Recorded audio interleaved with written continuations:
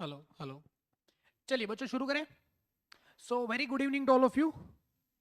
I hope you all are doing good. चलिए शुरू करें। How was the day? The first day I guess after so many days you had break from the lectures. आपकी आंखों से लग रहा है कि आप सब लोगों ने बहुत ही अच्छी पढ़ाई करी होगी दिन भर। So very good. चलो will start the session. So chapter number 7 companies act 2013 को आज हम लोग रिवाइज करने वाले, ठीक है बच्चों? Yes. So friends, companies act 2013 again an very important topic from your syllabus. Examination में लगभग आपको मिनिमम समझो कि 10 नंबर का तो वेटेज इसके ऊपर है ही है। तो आप समझ लो कि अगले 2-2.5 घंटा हम जो रिवीजन करेंगे वो हमारे 10 नंबर के लिए मिनिमम हम लोग करने वाले हैं, ठीक है बच्चों? चलिए शुरू करते हैं ना। कंपनीज एक्ट को अगर मैं डिवाइड करूंगा for the purpose of revision तो उसमें क्या क्या पॉइंट्स है जो हमको रिवाइज करने हैं। So please pay attention on the board. So companies act को हम डिवाइड करते हैं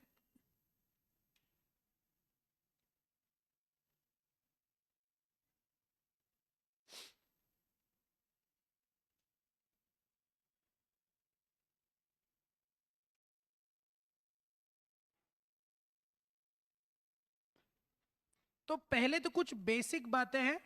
इन बेसिक बातों में आप लोगों को कंपनी का मीनिंग, उसके साथ what is the separate legal entity, what is a corporate will, what is a lifting of corporate veil, तो ये सारी बातें पढ़ाई जाएगी। तो मीनिंग आई कैन से और क्या कहा मैंने मीनिंग के बाद? कैरेक्टरिस्टिक्स ऑफ द कंपनी और फीचर्स ऑफ द कंपनी। उसके बाद दो concept of separate legal entity. फिर आएगा कॉर्पोरेट विल थियरी। फिर आएगा lifting of corporate will. Okay बच्चों, तो ये सारी बातें बेसिक में पढ़नी है। फिर सेकंड हम लोग जंप करेंगे द टाइप्स ऑफ कंपनीज, कि कंपनी के प्रकार कितने हैं। फिर हम लोग कंपनी के इनकॉर्पोरेशन में आएंगे कि how to incorporate the company. उसके अंदर हम लोगों को प्रमोटर का मतलब क्या है, कंपनी के इनकॉर्पोरेशन का प्रोसेस क्या है, ये हमको समझना है। And then will move on to the last concept MOA and AOA, जिसके अंदर what do you mean by MOA, what do you mean by AOA, what are the contents of MOA. फिर उसके अंदर कुछ डॉक्ट्राइंस भी पढ़ना है, doctrine of ultra vires, doctrine of indoor management, isn't it? तो ये सारी बातें जो है हमको समझनी है। ओके बच्चों, तो कंपनीज एक्ट रिवाइज करना है, मतलब इतनी सारी बातें हमको रिवाइज करनी है। तो first thing that is a basic part of the companies act will start here. So my dear friends, companies act की अगर मैं बात करूंगा तो कंपनीज एक्ट में कुल मिला के कितने सेक्शन है बच्चों? कुल मिला के 470 सेक्शन है। उसमें 29 चैप्टर्स है। और अगर स्केड्यूल्स की बात करूंगा तो 7 स्केड्यूल्स है। सारी बातें फाउंडेशन पे पढ़नी है? नहीं, हम लोगों को फाउंडेशन पे अगेन कंपनीज एक्ट की इन सारी बातें जो मैंने अभी आपको लिखवा के दी उनकी बेसिक बातें समझनी है, ठीक है बच्चों? नाउ नेक्स्ट वन, कि कंपनीज एक्ट कौन कौन से एंटिटीज पे एप्लीकेबल है। नंबर वन, ऐसी कोई भी कंपनी जो इस एक्ट के अंदर बनी है या किसी भी पुराने प्रीवियस कंपनी लॉ के अंदर बनी है। In short I can say India में लगभग 28 लाख कंपनीज है। सो 28 लाख कंपनीज में से 18 लाख कंपनी जो है वो एक्टिव कंपनी से चल रही है।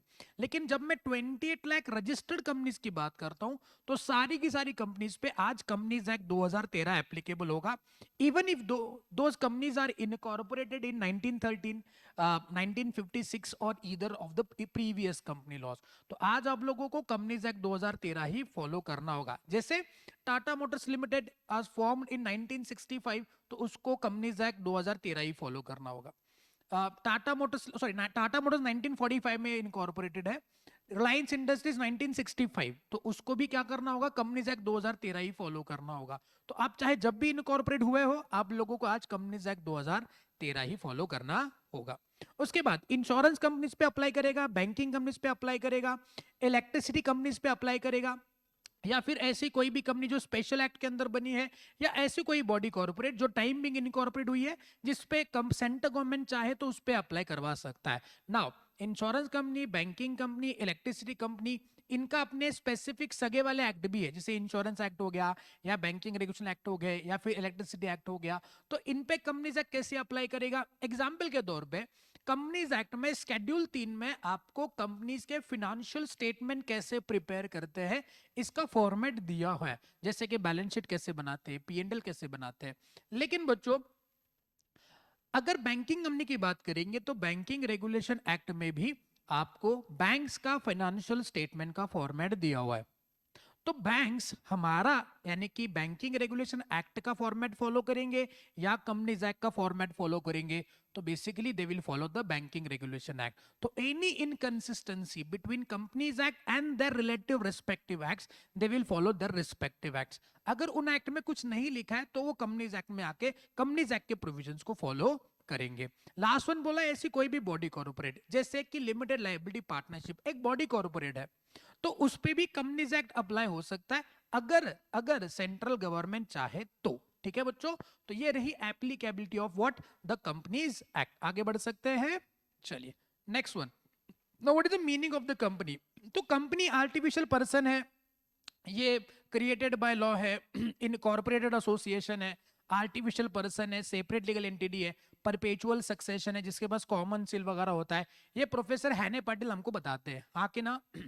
लेकिन ये डेफिनेशन अपने लिए रेलेवेंट नहीं है। अपने लिए रेलेवेंट डेफिनेशन क्या है? सेक्शन नंबर 2 क्लॉज 20 में बताई हुई डेफिनेशन। अगेन वो ये बात बता रहे जो एप्लीकेबिलिटी में पहले हमने पढ़ा, क्या कि इस एक्ट में जहां जहां पे वर्ड कंपनी आएगा, see if I talk about any section of the companies act, that's section 128 कहता है कि every company has to prepare the financial statement. तो वहां पे जो वर्ड कंपनी आ रहा है, what do you mean by that company? Company का मतलब तो अमेजोन इनकॉर्पोरेशन भी होता है, कंपनी मतलब स्पेसिक्स इनकॉर्पोरेशन भी होता है। तो क्या उनको हम इंडियन कंपनीज एक्ट के शेड्यूल 3 में फिनेंशियल स्टेटमेंट बनाने के लिए बोल रहे? नहीं, कंपनी तो वो भी है, कंपनी रिलायंस भी है, बट हम किसकी बात कर रहे हैं? हम बात करें रिलायंस इंडस्ट्रीज की। तो ये कहां पे लिखा हुआ है? ये लिखा है 220 में। ये बोलते हैं कि 220 में कंपनी कौन सी है? ऐसी कंपनी जो इंडिया में बनी है। इंडिया के बाहर की कंपनी को हम कंपनीज एक्ट के लिए कंपनी नहीं कहते, भले वो कंपनी है। आई बात समझ में? तो ये क्लैरिफाई करना बहुत जरूरी था, इसलिए लिख दिया कंपनी मींस ऐसी कोई भी कंपनी जो इस एक्ट के अंदर यानी कि कंपनीज एक्ट 2013 में बनी हो या किसी भी प्रीवियस कंपनी लॉ के अंदर बनी हो। आई गेस कंपनीज का डेफिनेशन क्लियर है। ये डेफिनेशन को आप इंपॉर्टेंट मार्क करेंगे बच्चों, मार्केट इज इंपॉर्टेंट। आगे बढ़े नेक्स्ट। ना कुछ फीचर्स है कंपनी के। पहला फीचर है separate legal entity. What is separate legal entity? Company is different from its members. Company का अस्तित्व अलग होता है, मेंबर्स का अस्तित्व अलग होता है। सी एक कंपनी को इनकॉर्पोरेट करना है तो कैसे होता है? कुछ मेंबर्स होते हैं, एक साथ आते हैं, कैपिटल जमा करते हैं और कंपनी को इनकॉर्पोरेट कर देते हैं, सही बात है। लेकिन जो लोग कंपनी को बनाते हैं, जिनको हम लोग प्रमोटर्स कहते हैं, या जो मेंबर्स जो कंपनी को पैसे प्रोवाइड करते हैं, उनका और कंपनी का डिस्टिंक्ट आइडेंटिटी है। मतलब मेंबर से आए हुए पैसे कंपनी इन्वेस्ट करके कुछ असेट्स परचेज करेगी, बट इन असेट्स की ओनरशिप मेंबर की नहीं होती है, वो असेट की ओनरशिप कंपनी की ही होती है। जैसे मेंबर खुद से एक एंटिटी है लीगल, वैसे कंपनी भी अपने अंदर एक लीगल एंटिटी है। Unlike the proprietorship, unlike the partnership firm जहां पे पार्टनर्स और पार्टनरशिप एक ही होते हैं, कंपनी में वैसा नहीं है। इसलिए तो एक ऐसा फॉर्म ऑफ एंटिटी है जिसमें हम इनकॉर्पोरेट हो जाते हैं, so that member want to grow but don't want to take any kind of risk of liability. इसलिए वो अलग होते हैं और कंपनी अलग होती है। नेक्स्ट देखिए ना, limited liability. What is limited liability? कि भैया यहाँ पे कंपनी के मेंबर्स की लाइबिलिटी लिमिटेड होती है। आज मैं अगर प्रोप्राइटरशिप में बिजनेस करूंगा या फिर पार्टनरशिप में बिजनेस करूंगा, तो पार्टनरशिप या प्रोप्राइटरशिप की जो भी लाइबिलिटी है उसको पे करने के लिए उस बिजनेस के असेट्स को तो मैं अटैच कर ही सकता हूं। लेकिन अगर कोई डेफिसिट बचा तो पार्टनर या इंडिविजुअल की पर्सनल असेट्स भी हम लाइबिलिटी को पे करने के लिए इन्वॉल्व कर सकते हैं। कंपनी में वैसा नहीं है। कंपनी में क्या होता है?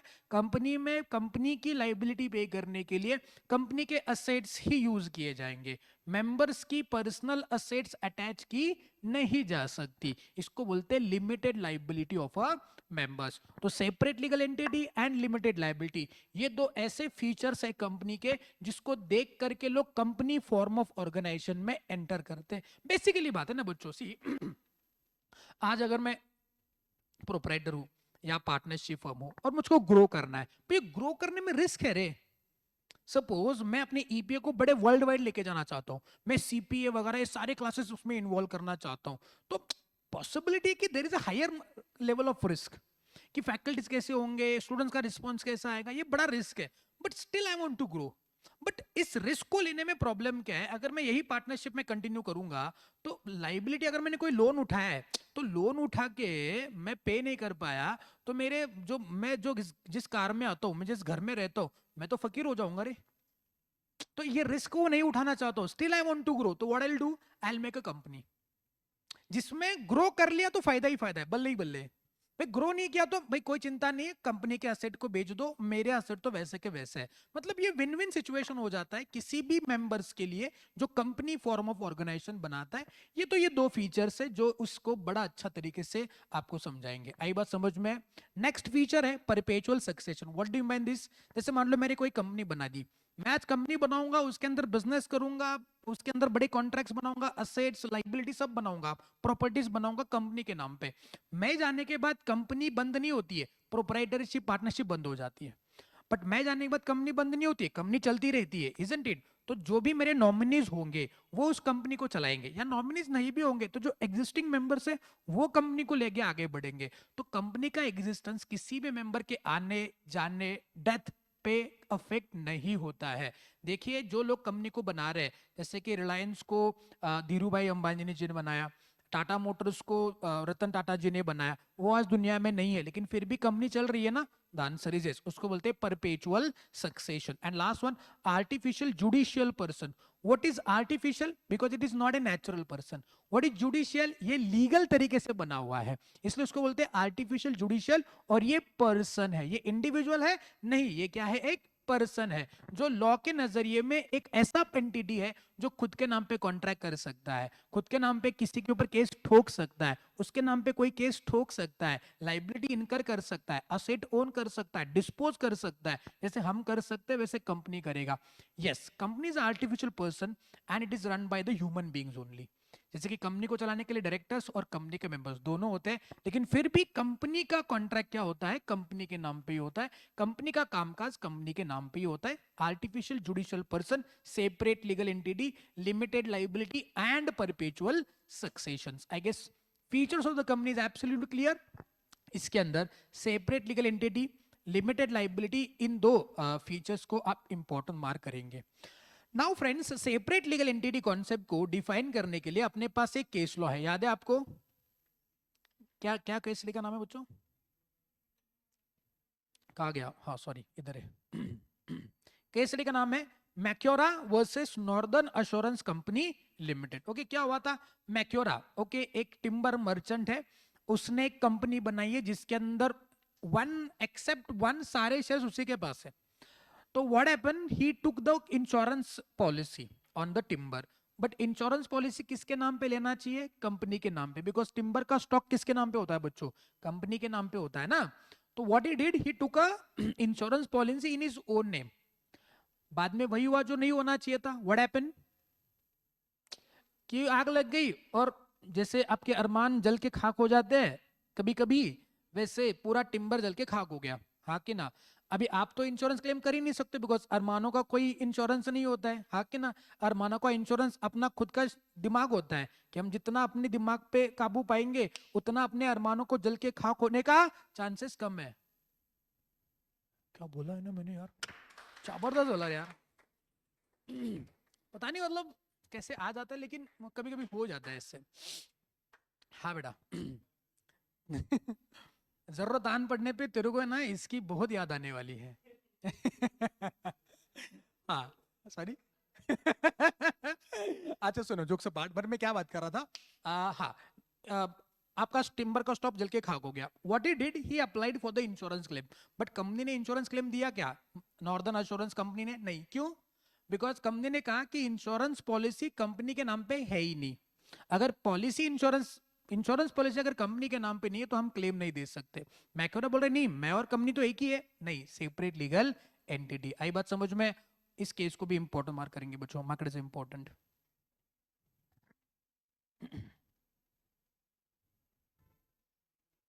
ओके बच्चों, परपेचुअल सक्सेशन छोड़ो, लिमिटेड लायबिलिटी छोड़ो, आर्टिफिशियल पर्सन छोड़ो, कॉमन सील। अच्छा, कॉमन सील का क्या पॉइंट है बच्चों? कॉमन सील क्या होता है? सिग्नेचर है, ऑफिशियल सिग्नेचर। जैसे हम और आप साइन करते हैं, वैसे कंपनी का भी साइन होना चाहिए ना। लेकिन आज कंपनीज एक्ट 2013 में common seal is what? The compel not a compulsory, it is a optional one. तो अगर कंपनी के पास कॉमन सील नहीं है तो साइन कौन करेगा? कौन साइन करेगा? कंपनी के डायरेक्टर्स या ऑथोराइज्ड पर्सन उसको साइन करेंगे। Not only the directors, authorised person भी साइन कर सकते हैं। इसमें सीईओ सीएफओ वगैरह आ सकते हैं। ओके बच्चों, अरे क्लियर है? चलिए, तो हमने क्या क्या खत्म कर लिया इसके अंदर? Meaning, characteristics, separate legal entity. अब बात करते हैं किसकी? कॉर्पोरेट विल थियरी की। आगे सब लोग नाउ याद है आपको separate legal entity? Yes. Now इस सेपरेट लीगल एंटिटी को कॉर्पोरेट विल थियरी थोड़ा सा आगे बढ़ाता है। ये क्या बोलता है कि आज कंपनीज एक्ट ने कंपनी को और उसके मेंबर्स को अलग डिस्टिंक्ट आइडेंटिटी दिया हुआ है। It has separated its member from the company, though they are running the show of the company.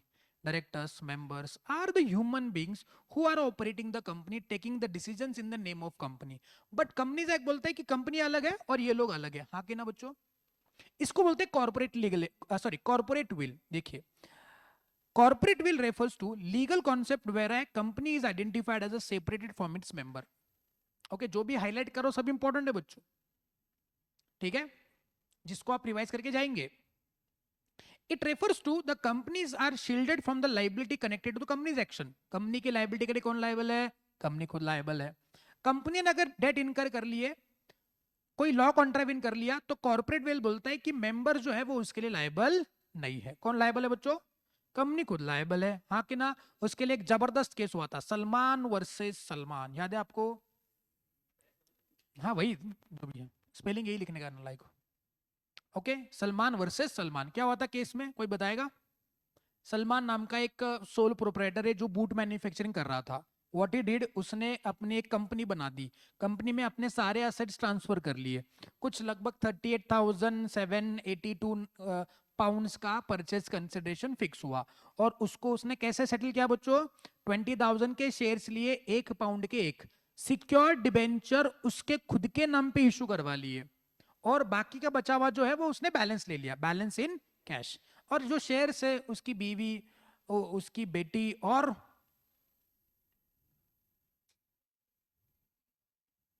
isn't it? Shares transfer कर लिए। जिसको जोक समझा नहीं, पोगो देखो पोगो। एक काम करो, प्रीवियस रिवीजन लेक्चर देखो, वही काम है तुम्हारा जिंदगी में। रिवीजन लेक्चर देखते रहो तुम लोग, ठीक? तो अपने फैमिली मेंबर्स के नाम पे शेयर्स ट्रांसफर कर लिए, ठीक है। Now please give the answer. Salomon is having various, I can say what, various characters to play in the company. One is a shareholder, one is a probably is a director of the company itself because वही उसी का business चला गया, वही चला रहा है। And third one is a secured debenture holder.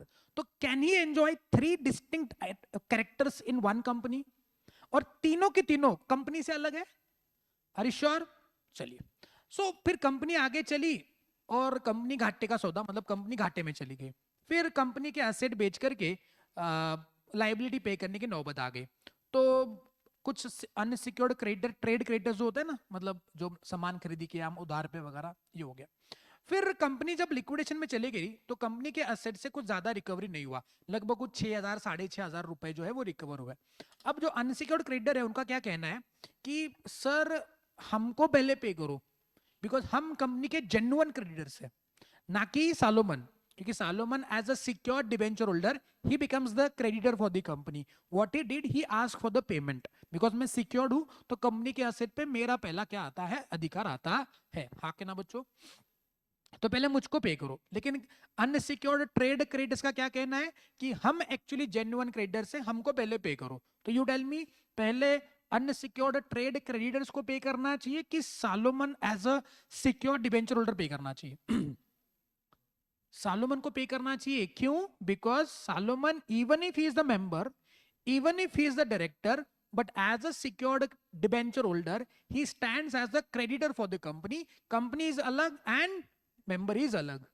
Company अलग एंड कंपनी का डिवेंचर होल्डर इज अलग, आई बात समझ में? तो यहां पे हमने आइडेंटिफाई कर लिया कॉर्पोरेट विल थियरी। बताएंगे केस लॉ क्लियर है, केस लॉ को बड़ा इंपॉर्टेंट मार्क करेंगे, कॉर्पोरेट विल थियरी को भी इंपॉर्टेंट मार्क करेंगे।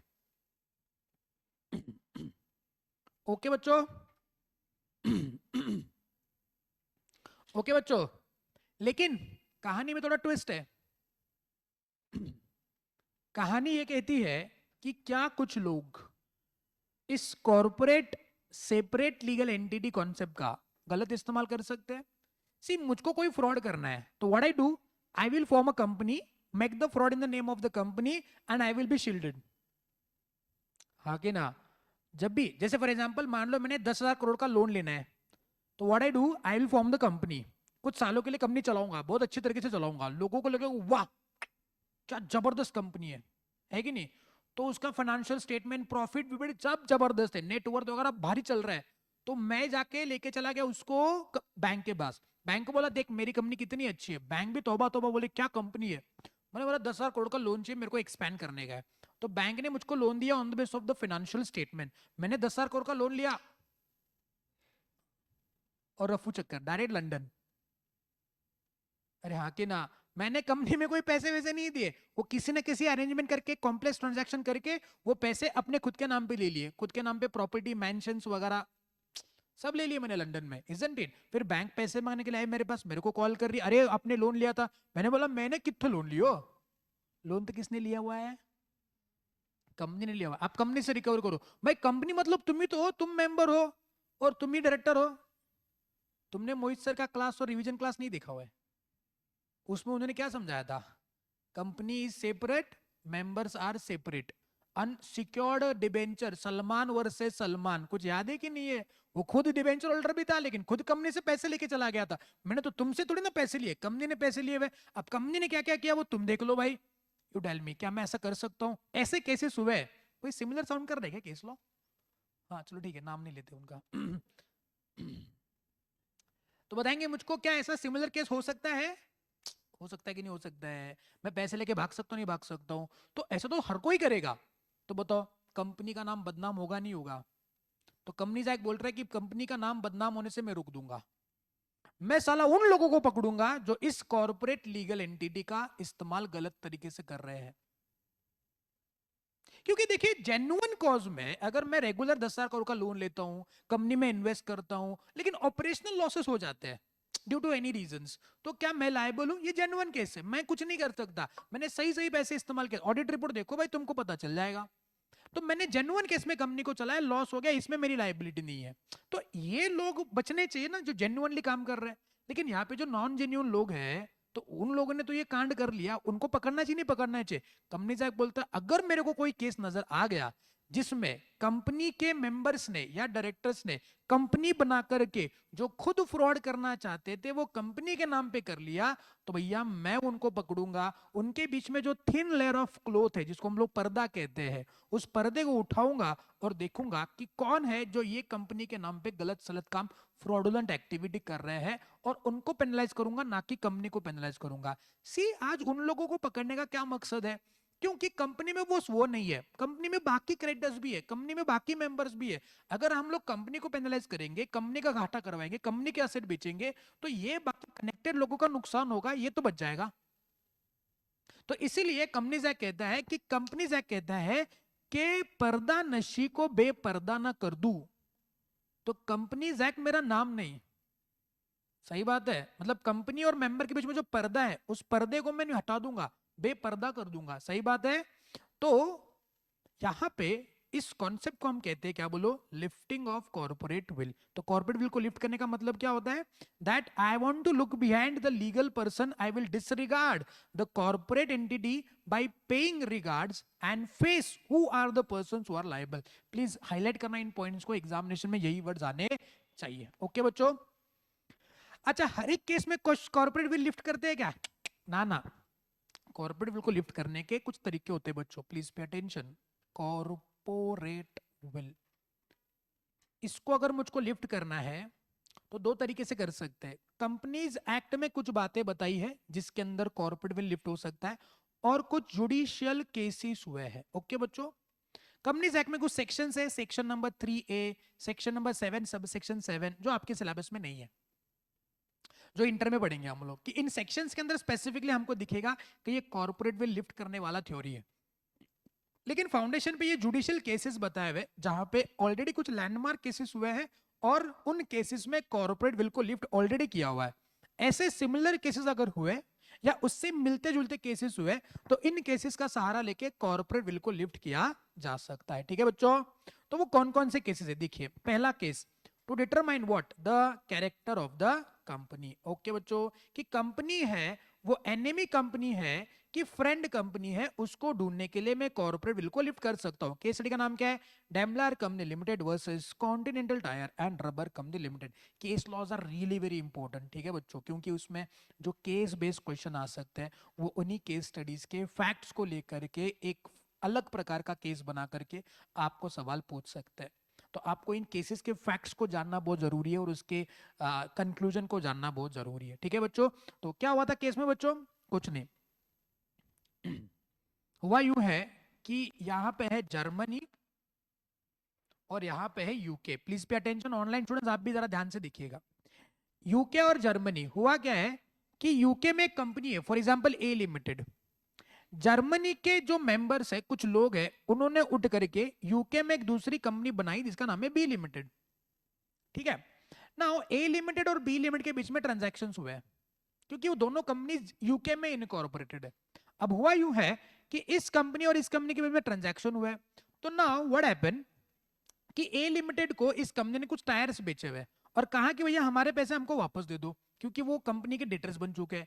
कंपनी कहती है हम आपको पैसा नहीं देंगे। क्यों नहीं देंगे? क्योंकि अगर हम आपको पैसा देंगे तो आप ये पैसे उठाएंगे, जर्मनी में लेके जाएंगे, एक बम बनाएंगे, हमारे ऊपर गिराएंगे। तो आपकी कंपनी जो है, जो जो बी लिमिटेड है, ये एक्चुअली यूके बेस्ड कंपनी नहीं है, even if it is registered in UK company law. Your company is not a UK company, it is a German company.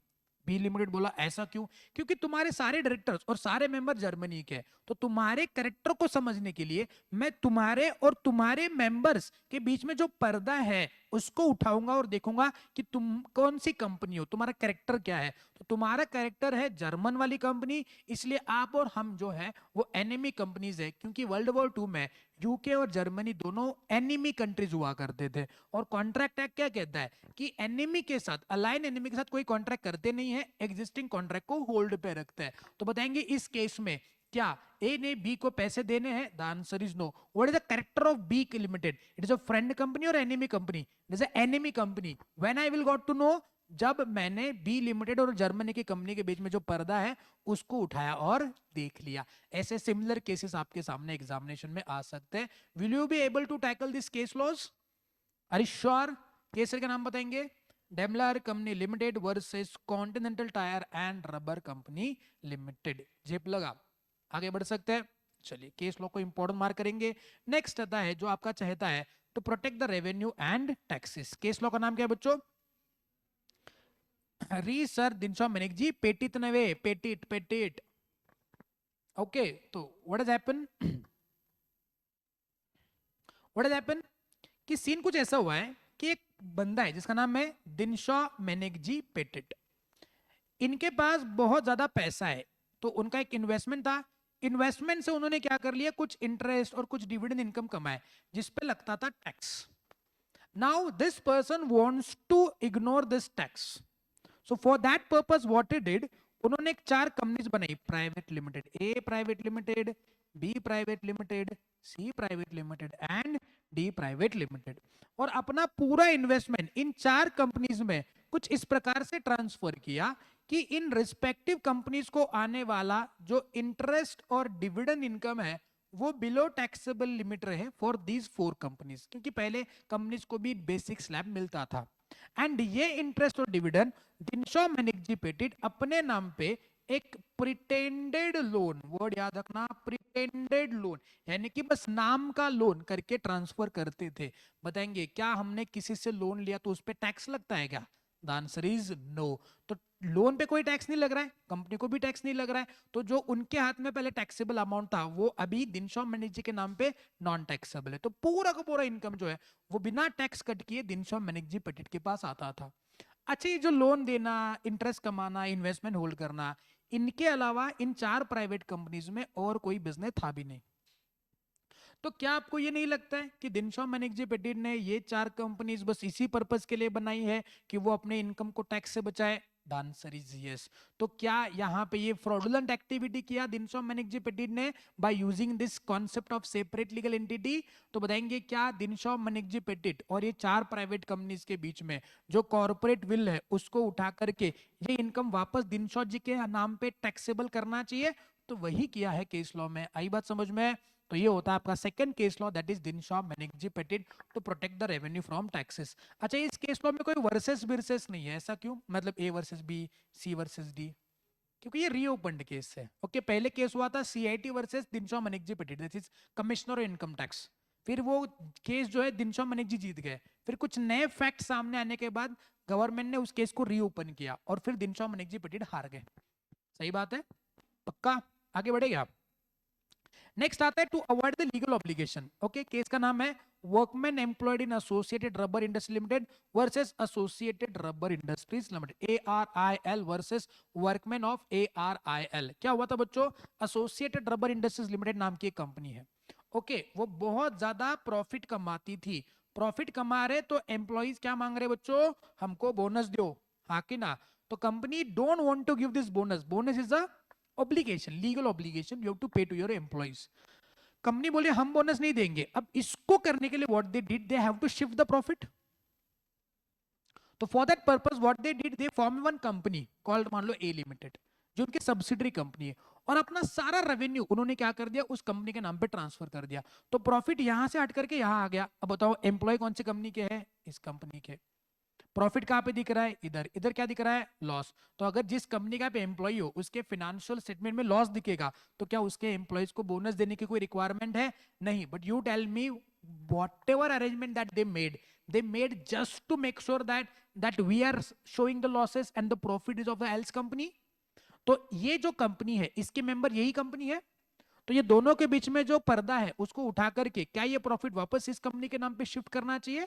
और क्या एम्प्लॉयज को बोनस मिलना चाहिए? The answer is yes. तो अगर कोई कंपनी अपने लीगल ऑब्लिगेशंस को अवॉइड करने के लिए कोई कंपनी बना करके कर रही है, तो ये ऑब्लिगेशन उनको निभाना होगा। कंपनी और उस कंपनी को एक ही मानना चाहिए। ओके बच्चों, नेक्स्ट आता है क्या बोलो? Formation of the company to act as an agent. केसरी का नाम है merchandise transport limited versus British transport commission. क्या हुआ था? एक कंपनी है MTL, मर्चेंडाइज ट्रांसपोर्ट लिमिटेड, उसने क्या किया? ट्रांसपोर्ट कंपनी बनने का एक लाइसेंस अप्लाई किया ब्रिटिश ट्रांसपोर्ट, यानी कि वो उनका RTO ऑफिस में, उनका एप्लीकेशन रिजेक्ट हो गया, क्योंकि whatever the lacunas, whatever non compliances would be there for the company, what they did, उन्होंने कंपनी बनाई, सब्सिडरी कंपनी, और उसके नाम पे लाइसेंस अप्लाई किया, तो उस नाम से लाइसेंस मिल गया। बट ब्रिटिश ट्रांसपोर्ट कमीशन का कहना यह है कि ये कंपनी आपने जो बनाई है ना, वो जस्ट लाइसेंस ऑब्टेन करने के लिए बनाई है, जो आपको हमने रिजेक्ट किया हुआ था। तो ये सब्सिडरी कंपनी का लाइसेंस भी रिजेक्ट हो जाएगा, आप और वो कंपनी एक ही मानेंगे। तो बताएंगे क्या ऐसा हो सकता है? The answer is yes. And the last one, to conduct the fraud और improper conduct, Gilford motor company limited versus Horne. याद है आपको कि कंपनी के कस्टमर्स को सॉलिसिट ना करने का कंडीशन हॉर्ने के ऊपर गिल्फोर्ड मोटर कंपनी ने लगाया था, और फिर इस ऑब्लिगेशन को अवॉइड करने के लिए हॉर्ने ने कंपनी बनाई और कंपनी के नाम पे कस्टमर को सॉलिसिट यानी कि ढापना शुरू किया। तो गिल्फोर्ड मोटर कंपनी ने हॉर्ने पे केस ठोक दिया। हॉर्ने बोल रहा है मैंने थोड़ी ना सॉलिसिट किए हुए, ये तो कंपनी ने किए हुए। लेकिन हॉर्ने ने ये कंपनी बनाया क्यों था? अपने ऊपर जो ऑब्लिगेशन थे, जो रिस्ट्रिक्शंस थे, उसको ओवरकम करने के लिए। तो हॉर्ने और कंपनी को एक ही मानेंगे? The answer is yes. तो कॉर्पोरेट विल लिफ्ट करने के अंदर जो कौन सी इंपॉर्टेंट पॉइंट्स है यानी कि इंपॉर्टेंट केस लॉज है? तो पहला केस लॉ इंपॉर्टेंट है, प्रोबेबली अपने मेन कोर्स में इसके नीचे उसके केस लॉज के नाम भी लिखे हुए हैं। तो पहला केस लॉ इंपॉर्टेंट है, दूसरा केस लॉ इंपॉर्टेंट है, एंड हाँ, तीसरा to avoid the legal obligation.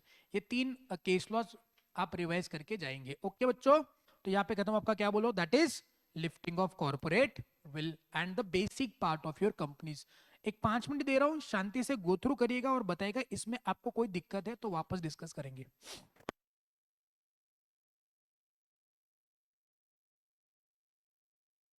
थोड़ा सा एनर्जी लो हो सकता है मेरा, क्योंकि सुबह 6 घंटे का क्लास लेके आया मैं, तो थोड़ा सा लो हो सकता है। तो थोड़ा आप संभाल लेना, संभाल लोगे ना?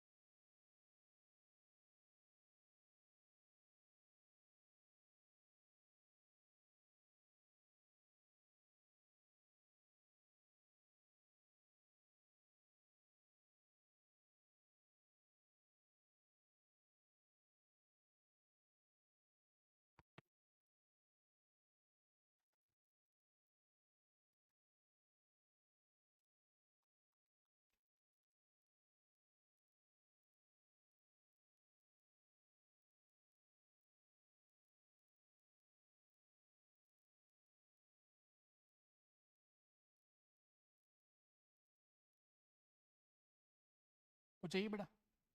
श्योर?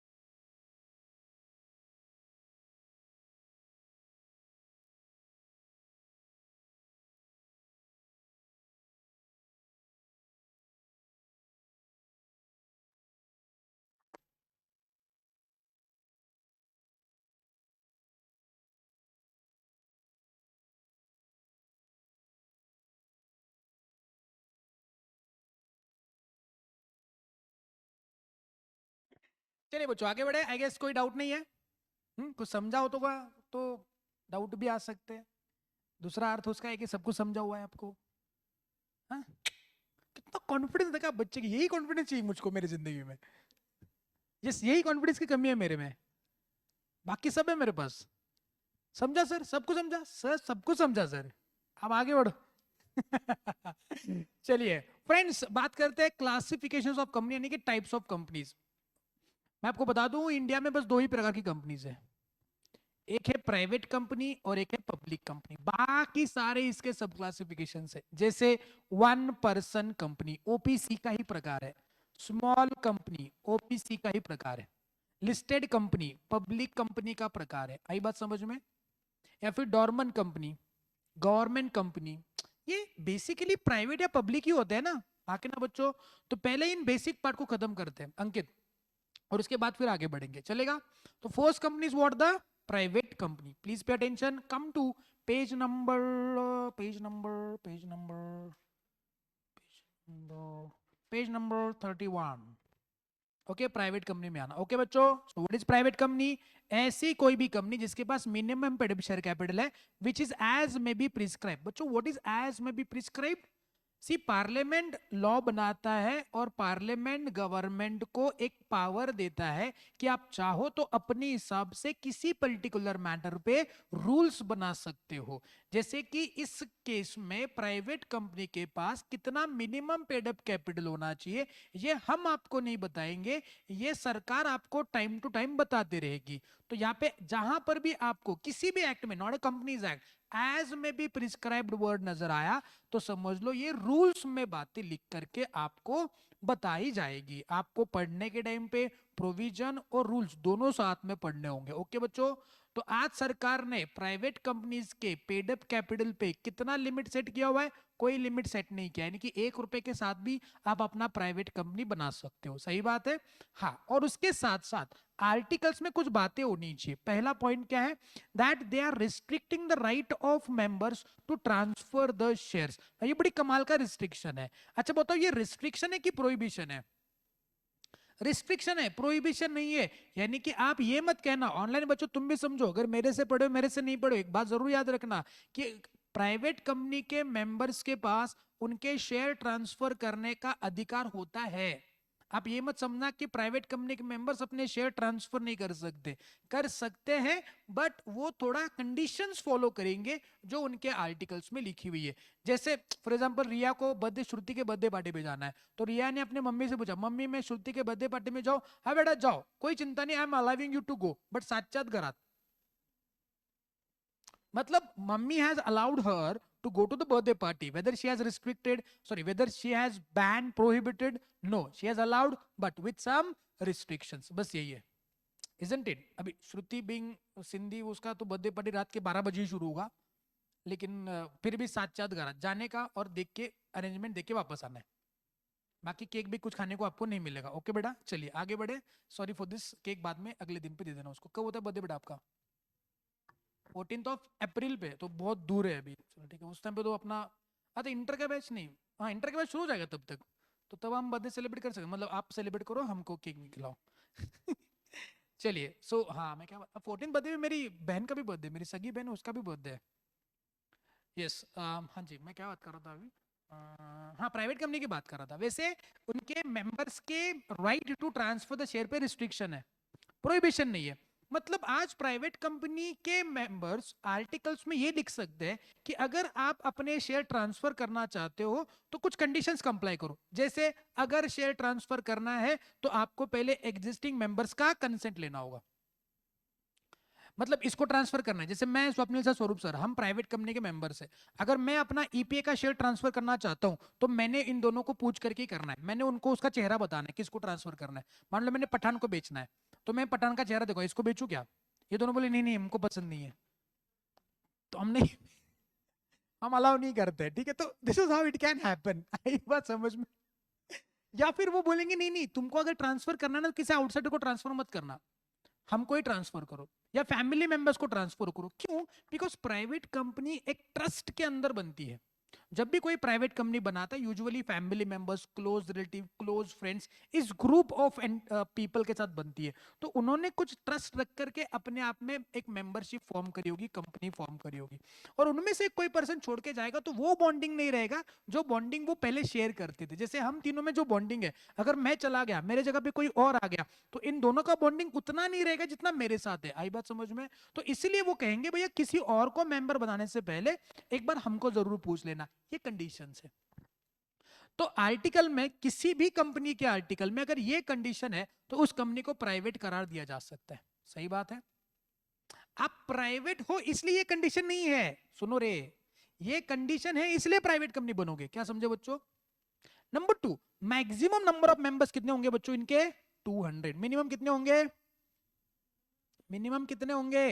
2। मैक्सिमम कितने होंगे? 200। हम दो, हमारे 200। Very good. लेकिन बच्चों 200 में क्या क्या काउंट नहीं होता है, वेरी वेरी इंपॉर्टेंट प्रोवाइजो। 200 में क्या काउंट होता है क्या नहीं होता है। सपोज 2 या 2 से ज्यादा लोग एक या एक से ज्यादा शेयर ज्वाइंटली होल्ड करेंगे तो काउंटिंग में उनको कितना गिनेंगे, 2 की 1?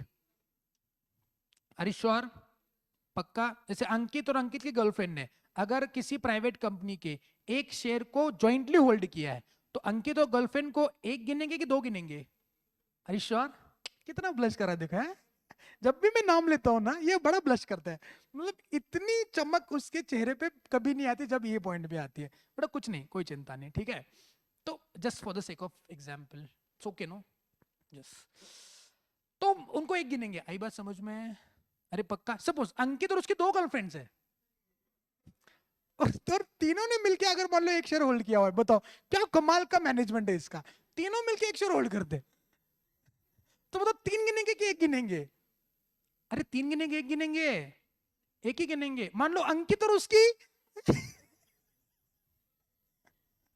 तो बताओ मुझको कितना गिनेंगे, 4 गिनेंगे कि 1 गिनेंगे? अरे श्योर? मतलब 2 या 2 से ज्यादा लोग, एक या एक से ज्यादा, मतलब 2 लोगों ने 1 शेयर होल्ड किया, 2 लोगों ने 2 शेयर होल्ड किए, 2 लोगों ने 3 शेयर होल्ड किए, तो उसको काउंटिंग में एक ही गिनना है। आई बात समझ में? अच्छा, गिनना नहीं ऐसा मत समझो, गिनना है। किसको नहीं गिनना है बच्चों? अगर किसी प्राइवेट कंपनी के एम्प्लॉइज उस कंपनी के मेंबर्स है तो उसको हम काउंटिंग में 0 गिनेंगे। अगर उस कंपनी के कोई एक्स एम्प्लॉइज है जो आज मेंबर है, लेकिन ये मेंबर तब थे जब वो एम्प्लॉय थे, आज भी उन्होंने एम्प्लॉयमेंट कंटिन्यू किया हुआ है, तो उनको कितना गिनेंगे? उनको भी 0 ही गिनेंगे। ऐसा क्यों बच्चों? सी, आज एक कंपनी होती है, उसके एम्प्लॉइज है, उस एम्प्लॉय के बलबूते पे कंपनी बनी हुई है। पठान भाई ध्यान दो, कहाँ खो गए? तू मत सोच वो। ओके, आज मान लो अगर कंपनी के एम्प्लॉइज है, कंपनी के एम्प्लॉइज की वजह से कंपनी चल रही है, क्योंकि they are working hard, they are giving their soul, they are giving their blood and sweat to the company, so उनकी वजह से कंपनी चल रही है, तो कंपनी ग्रेटिट्यूअसली, एक प्यार जताने के लिए, क्या अपने ही शेयर्स कंपनी के एम्प्लॉइज को देने की इच्छा जता सकती है? The answer is yes. इससे क्या होगा, देखो एम्प्लॉइज है, अगर मैंने उनको दिवाली पे एक एक शेयर बोनस दे दिया, हाँ बोनस का पैसा भी दिया है, खाली शेयर्स नहीं दिए, नहीं तो क्या सोन पापड़ी बेचते बांटते कुछ कुछ लोग, इजंट इट? दिवाली बोनस पे सोन पापड़ी बांटते, बड़ो क्या लोग हैं फालतू। एम्प्लॉयज के साथ बर्ताव ठीक से करना चाहिए कि नहीं करना चाहिए? एम्प्लॉय तो हमें भाई, हाँ कि ना? तो सोन पापड़ी नहीं बांटा मैंने, पैसे भी दिए और साथ में एक एक शेयर भी दिया उनको। See, they will feel like they are been included in the ownership and they will work more harder, हाँ कि ना? They will feel more privileged, they will feel more respected in the company, so that's why I wanted to give the shares to the company's employee. लेकिन ये section 268 मुझको बताता है कि भैया 200 में आप एम्प्लॉयज को गिनो, तो मैं गिनूंगा तो क्या होगा, उनको नहीं दे सकता। जैसे फॉर एग्जांपल आज कोई प्राइवेट कंपनी है, सुनो, ए प्राइवेट लिमिटेड, जिसके ऑलरेडी 200 मेंबर का लिमिट एग्जॉस्ट हो चुका है और उनके 1000 एम्प्लॉइज है, जिनको वो एक एक, अरे भैया ये बोतल में क्या भर के लाया है, एक बार पी ले पूरा, कि पीने के बाद ऐसा हुआ है। 1000 एम्प्लॉय से बताओ, and they wanted to give 1 share each to the employee, तो अगर ऐसा कर लेंगे तो उनको गिनने की वजह से उनके टोटल नंबर ऑफ मेंबर कितने होंगे? 1200, जो कि अलाउड ही नहीं है, हाँ कि ना? तो क्या लॉ मेकर ने इस बात को कंसीडर करना है कि एम्प्लॉयज को शेयर दिए तो मत गिनो भाई, तो टोटल नंबर ऑफ मेंबर कितने रहेंगे? 200, तो इनको हम शेयर्स आज दे सकते हैं, yes, why? Because current employee और आपके एक्स एम्प्लॉयज, उनको हम 200 के काउंटिंग में ऐड नहीं करते हैं। लेकिन एक बात बताओ, आज अगर इस कंपनी ने 1000 एम्प्लॉयज को शेयर दे दिए तो टोटल नंबर ऑफ मेंबर कितने होंगे उनके? ए प्राइवेट लिमिटेड ने 1000 एम्प्लॉयज को नए शेयर दे दिए, तो टोटल नंबर ऑफ एम्प्लॉयज कितने, टोटल नंबर ऑफ मेंबर्स कितने होंगे उनके? 200? Are you sure? Very good, the total number of members would be 1200। Okay, see, अरे मेरे नलॉय को ये बात मैंने आपको समझाई थी। आज अगर company register of member prepare करेगी तो उनमें क्या 1000 लोगों के नाम नहीं लिखेगी कि ये हमारे मेंबर्स है? डिविडेंड बांटेंगे अगले साल, किनको बांटेंगे, 200 को कि 1200 को? 200 के काउंटिंग में इनको नहीं पकड़ना, ये सिखाया मैंने तुमको, है भूल गए? अभी बैच खत्म होकर 1 हफ्ता भी नहीं हुआ नालायक को, और तुम सारे कॉन्सेप्ट भूल गए। एग्जाम जैन में अभी 1 महीना है, तो पूरा सिलेबस भूल जाओगे तुम लोग। हाँ, 98,000 14,000 याद है ना तुमको? हाँ, डर का माहौल बना रहना जरूरी है एग्जाम तक। एग्जाम के बाद तुम जितना चाहे उछलो उछल जाओ, एग्जाम तक डर का माहौल रहना चाहिए, बंदे रहने चाहिए तुम सिलेबस से। आई बात समझ में? तो बताएंगे कितने टोटल नंबर ऑफ मेंबर्स होंगे, 1200 काउंट करेंगे, लेकिन 200 में 1000 काउंटिंग नहीं होता है। बताएंगे क्या यहाँ तक डेफिनेशन क्लियर है? तो मैंने क्या बताया आपको, प्राइवेट कंपनी का डेफिनेशन कुछ नहीं, बस एक बताया, किसी भी कंपनी को प्राइवेट कंपनी कहना है तो उसके पास क्या होना चाहिए, minimum paid up share capital, plus उसके आर्टिकल्स में कुछ कंडीशन है। क्या कंडीशन है? नंबर 1 कि वो क्या करते हैं, रिस्ट्रिक्ट करते हैं। क्या रिस्ट्रिक्ट करते हैं? Right to transfer the shares.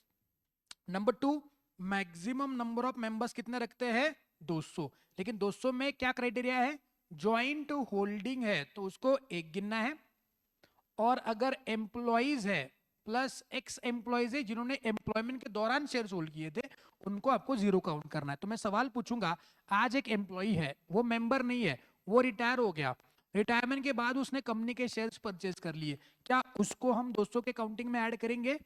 Answer is yes.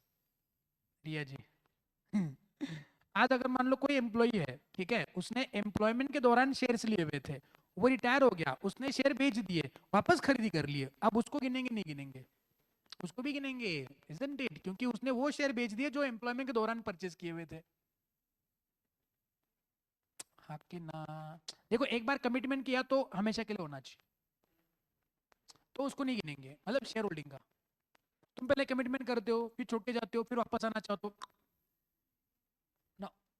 Not allowed, count करेंगे। हाँ कि ना बच्चों? मैं एम्प्लॉइज, शेयर होल्डिंग और प्राइवेट कंपनी के डेफिनेशन की बात कर रहा था, ठीक है बच्चों? दो रिस्ट्रिक्शन, मतलब दो कंडीशंस आर्टिकल में। और तीसरा कंडीशन है बच्चों कि वो पब्लिक को अपने सिक्योरिटीज सब्सक्राइब करने के लिए नहीं देंगे। अच्छा, ये अगर तीन कंडीशंस कंप्लाई हो जाएंगे तो आपके कंपनी को हम क्या कहेंगे बच्चों? प्राइवेट कंपनी कहेंगे। सुनो, एक बेसिक क्वेश्चन पूछता हूँ, what is public company other than the, ठीक है? नाउ सपोज एक कंपनी है ईपीए प्राइवेट लिमिटेड गलती से, हाँ गलती से उसके टोटल नंबर ऑफ मेंबर 201 हो गए, गलती से, लेकिन वो प्राइवेट कंपनी है, उसको क्या कहेंगे? प्राइवेट की पब्लिक? वो रजिस्टर्ड है as a private company, EPA private limited, गलती से 201 नंबर ऑफ मेंबर्स हो गए उसके, क्या कहेंगे उसको? प्राइवेट की पब्लिक उसको पब्लिक कंपनी कहेंगे। तो उस पे सारे पब्लिक कंपनी के रूल्स अप्लाई हो जाएंगे। क्या समझे बच्चों? डेफिनेशन क्या है? A company which is not a private company. और प्राइवेट कंपनी कहने के लिए मैंने सारे कंडीशंस कंप्लाई करने हैं, एक कंडीशन कंप्लाई नहीं हुई तो वो क्या हो जाएगी? पब्लिक। तो even if you call it yourself as a private company, but as per law you will be a public company. आई बात समझ में बच्चों?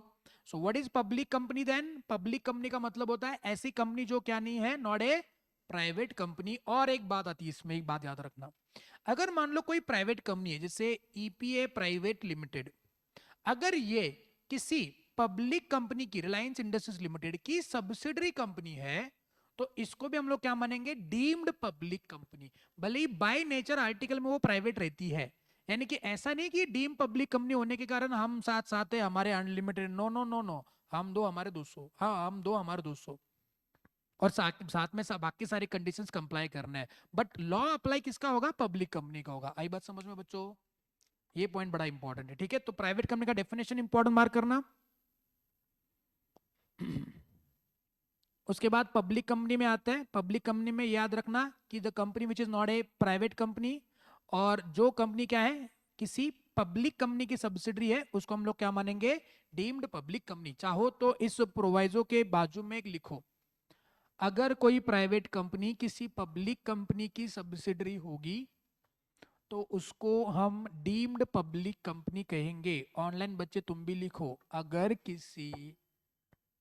अगर कोई प्राइवेट कंपनी किसी पब्लिक कंपनी की सब्सिडरी होगी, अगर कोई प्राइवेट कंपनी किसी पब्लिक कंपनी की सब्सिडरी होगी तो उसको हम डीम्ड पब्लिक कंपनी कहेंगे। तो उसको हम लोग क्या कहेंगे? डीम्ड पब्लिक कंपनी कहेंगे। ये प्रोवाइजो इंपॉर्टेंट मार्क करना बच्चों। हाँ जी। अच्छा बताओ, पब्लिक कंपनी में कितने नंबर ऑफ मेंबर्स होते हैं? मिनिमम 7, और मैक्सिमम तो उसका रूल क्या निकल करके आता है, हम साथ साथ है और हमारे, और प्राइवेट कंपनी में हम दो हमारे 200। एग्जाम में अगर आया तो ये याद रखना है, ठीक है बच्चों। तो ये हो गया प्राइवेट और पब्लिक कंपनी का बेसिक डेफिनेशन। लेकिन प्राइवेट कंपनी के सब क्लासिफिकेशन होते हैं बच्चों। पहला कौन सा आता है, ओपीची, हाँ कि ना। What is this OPC? इसमें एक ही मेंबर होता है रे, क्या बात कर रहे हो, जिसमें मिनिमम पेडेस्टर का कोई रिक्वायरमेंट नहीं। लेकिन एक बात बताओ, क्या किसी रेगुलर कंपनी में शेयर होल्डर को नॉमिनी अपॉइंट करना जरूरी है? नहीं नहीं, नॉमिनी अपॉइंट करना जरूरी नहीं है, वो विदाउट नॉमिनी भी आगे चल सकते हैं, हाँ कि ना बच्चों। लेकिन क्या ओपीसी में नॉमिनी अपॉइंट करना जरूरी है? यस। तो ओपीसी के अंदर आपको ऐसे किसी दूसरे पर्सन का नाम देना होगा जो सब्सक्राइबर के डेथ या इनकैपेसिटी पे उस कंपनी का मेंबर बनेगा, क्योंकि मेंबर बनने के बाद कोई दूसरा मेंबर आना चाहिए ना, हाँ कि ना। अच्छा, इस नॉमिनी को अपॉइंट करने से पहले क्या मैंने उसका प्रायर कंसेंट लेना बहुत जरूरी है? और ये कंसेंट मैंने आरओसी को देना बहुत जरूरी है? Yes, at the time of incorporation. बताएंगे क्या वो पर्सन अपना नॉमिनेशन विड्रॉ भी कर सकता है? जी हाँ। अच्छा, अगर मान लो मैंने अमिताभ बच्चन को मेरा नॉमिनी अपॉइंट किया, उसने बाद में कहा नहीं नहीं नहीं, मैं नॉमिनी नहीं बनना चाहता हूँ, तो क्या वो अपना कंसेंट विड्रॉ करेगा? तो मैंने उसका कंसेंट विड्रॉ किया, और आमिर खान को मेरा नॉमिनी अपॉइंट कर सकता हूँ, क्योंकि नॉमिनी नहीं है तो दूसरा नॉमिनी लाना पड़ेगा ना। अच्छा, नॉमिनी खुद भी विड्रॉ कर सकता है क्या? हाँ कि ना। तो वो मेंबर भी अपना नॉमिनी बदल सकता है, कुछ भी हो जाए आरओसी को जाके बताना, ठीक है बच्चों। आगे बढ़े क्या? अच्छा, सबसे इंपॉर्टेंट ये पॉइंट है, बताएंगे अगर किसी पर्सन को इंडिया के अंदर किसी कंपनी का मेंबर या फिर नॉमिनी बनना है, यानी कि ओपीसी का मेंबर या नॉमिनी बनना है, तो क्या क्या क्राइटेरिया है? पहले, वो क्या होना चाहिए? Natural person. सिटीजनशिप की रिक्वायरमेंट नहीं है, ये पूरा काट दो, ठीक है बच्चों। वो क्या होना चाहिए बस? Natural person, sorry Indian citizen, sorry sorry Indian citizen है, sorry I am really sorry, I am really sorry, online students I am really sorry, I am really sorry. अब तुम्हारे 2-3 मार्क निकल जाएंगे रे। पूरा काट दिया कि तुम लोगों ने। अरे थोड़ी तो शर्म रखो नलायक को। आप फ्लो फ्लो में मैंने काट दो बोले तो सब काट दोगे क्या? ये ऑनलाइन स्टूडेंट्स,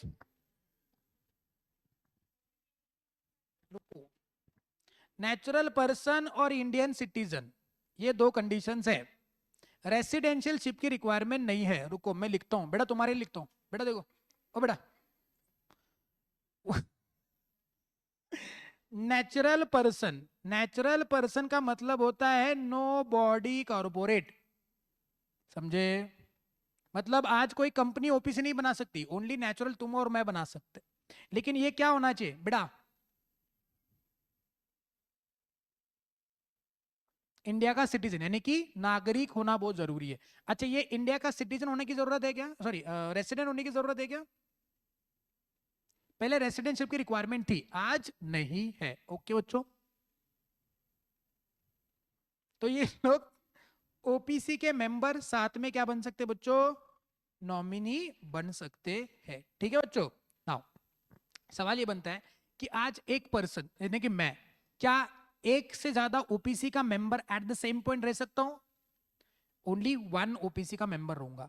आज एक टाइम पे एक से ज्यादा ओपीसी का नॉमिनी बन सकता हूं? The answer is no. लेकिन आज मैं एक साथ एक कंपनी का मेंबर और एक कंपनी का नॉमिनी बन सकता हूं? The answer is yes.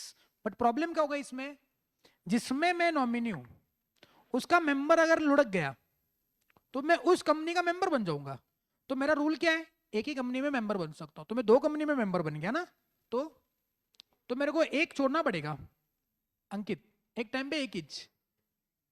तो जब दो बन जाएंगे, तो जैसे ही दो बन जाएंगे 180 दिन के अंदर डिसाइड करने का कि मैं किसके साथ कंटिन्यू करना चाहता हूं, no membership.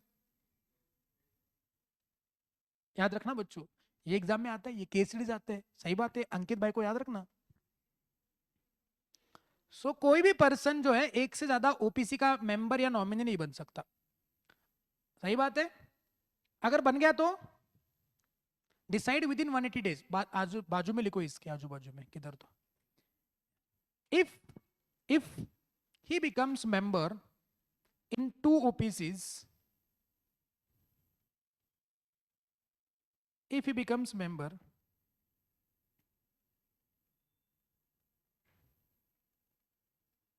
in two OPCs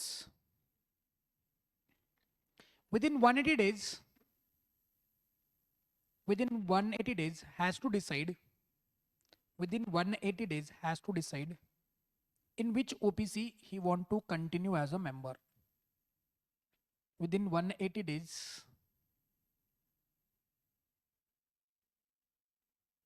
क्या लिखा आपने? सॉरी,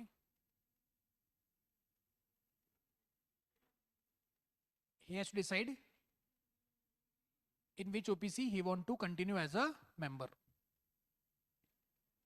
Within 180 days लिखा ना, वैसे ये आपके फाउंडेशन के सिलेबस में नहीं है, नहीं आएगा, बट क्या है, मेरे को ना रिक्स नहीं लेने गए, तुम्हारा आ गया क्वेश्चन तो you should be able to write it down. Okay बच्चों? अच्छा बताओ, क्या मैं अपने इशू के नाम पे ओपीसी बना सकता हूँ? इशू को नॉमिनी बनाऊं, मेंबर बनाऊं? बना सकता हूँ? अरे इशू माइनर है रे, अरे 1.5 साल की बच्ची है मेरी, नहीं बन सकती है. सही बात है. क्या मैं उसको नॉमिनी बनाऊं? फिर मैं मेंबर बनता हूँ, उसको नॉमिनी बनाता हूँ, नहीं बन सकते. अच्छा चलो ठीक है, मैंने उसको ना मेंबर बनाया ना नॉमिनी बनाया, मैंने उसको बेनिफिशियल इंटरेस्ट देना है, यानी कि मेरी कंपनी के जितना भी प्रॉफिट है वो उसको दूंगा, वो बन सकते हैं? वो भी नहीं कर सकता. तो कोई भी माइनर किसी भी तरीके से ओपीसी से रिलेटेड नहीं हो सकता, ना वो मेंबर, ना वो नॉमिनी, ना वो बेनिफिशियल इंटरेस्ट होल्ड करेगा. Very important thing. ओके बच्चों? तो क्या क्या इंपॉर्टेंट मार्क कर लिया आपने? ये पॉइंट इंपॉर्टेंट मार्क कर लिया, ये इंपॉर्टेंट मार्क कर लिया, ये इंपॉर्टेंट मार्क कर लिया. ओपीसी कभी भी सेक्शन 8 कंपनी नहीं बन सकती. थोड़ी सेक्शन 8 कंपनी चैरिटेबल ऑर्गेनाइजेशन वाली कंपनी. और क्या वो किसी भी प्राइवेट पब्लिक कंपनी में कन्वर्ट हो सकती है? यस जरूर हो सकती है. ठीक है बच्चों, ओपीसी कभी भी एनबीएफसी का काम नहीं करेगी, ये भी इंपॉर्टेंट है. क्या समझे बच्चों? ओपीसी क्लियर है? एक बार 2 मिनट पढ़ लो ना ओपीसी, कोई डाउट हो तो बताना. ऑनलाइन वाले तुम भी पढ़ लो, डाउट होगा तो बताना.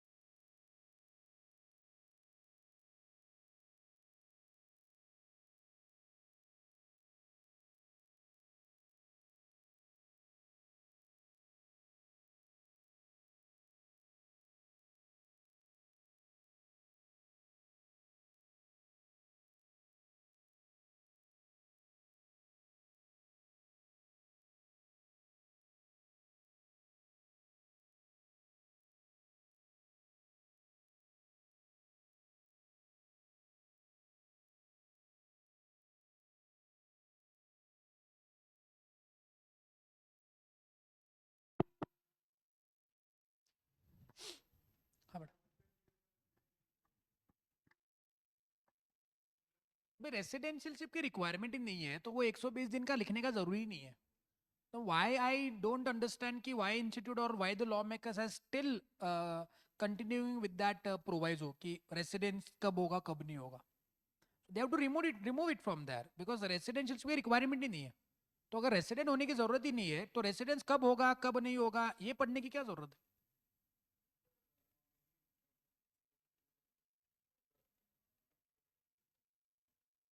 वो हमारे क्वेश्चन है ना. नवीन नाम का एक पर्सन है, उसने उसकी बहन को नॉमिनी बनाया हुआ है, अब वो शादी करके इंडिया से बाहर जा रही है, but she is continuing with the Indian citizenship. तो क्या वो नॉमिनी कंटिन्यू कर सकती है? द आंसर इज यस, क्योंकि वो इंडियन सिटीजनशिप है. अगर वो इंडियन सिटीजनशिप कंटिन्यू नहीं कर रही है तो she will not be continue as a nominee. जरूरी नहीं है ना, तो इंडिया के बाहर जा रहा है तो इंडियन सिटीजन कंटिन्यू कर सकता है ना, तो एनआरआई है.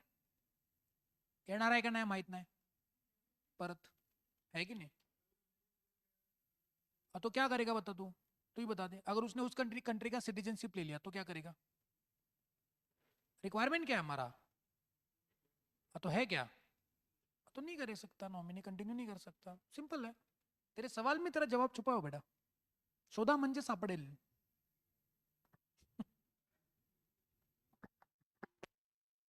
ओके बेटा, क्लियर?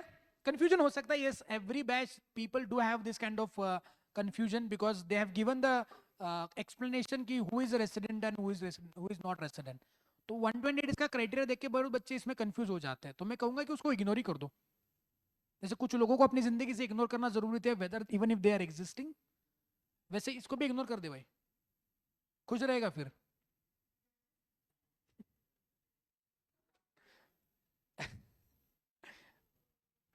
आगे बढ़े, चलिए. So now next company which is again a classification of a private company is what है. बच्चों एक बात जरूर याद रखना, प्राइवेट कंपनी ही स्मॉल होती है.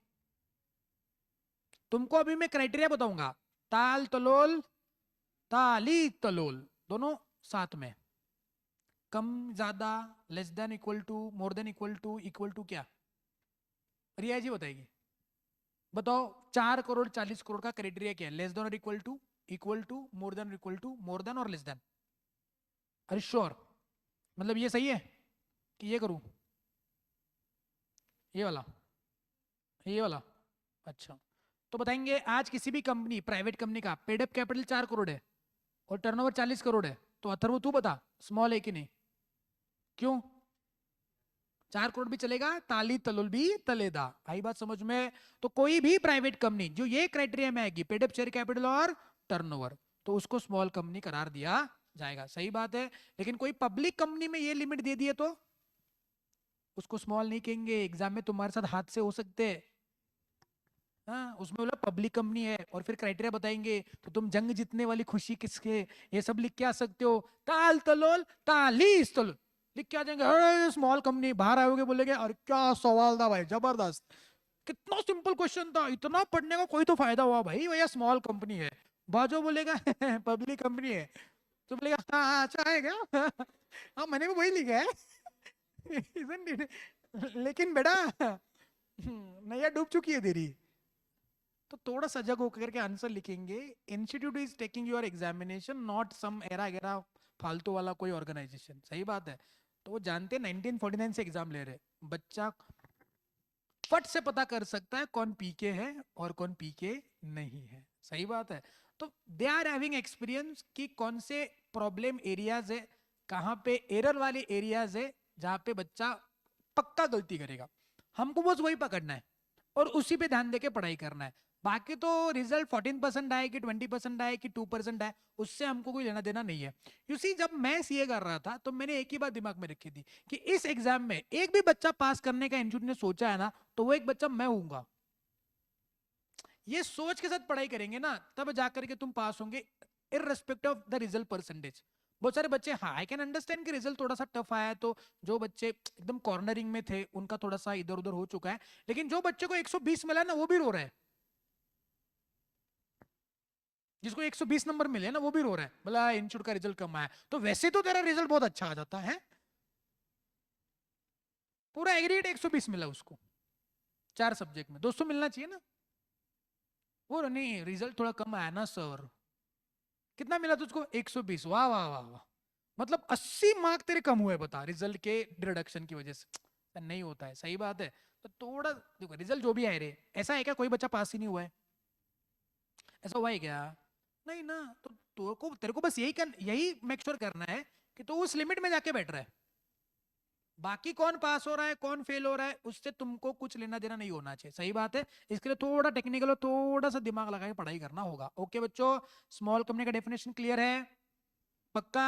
स्मॉल कंपनी में बाजू में बराबर लिख के रखना, पब्लिक कंपनी कभी भी स्मॉल नहीं होती है. लिखो, पब्लिक कंपनी कभी भी क्या नहीं होती बच्चों?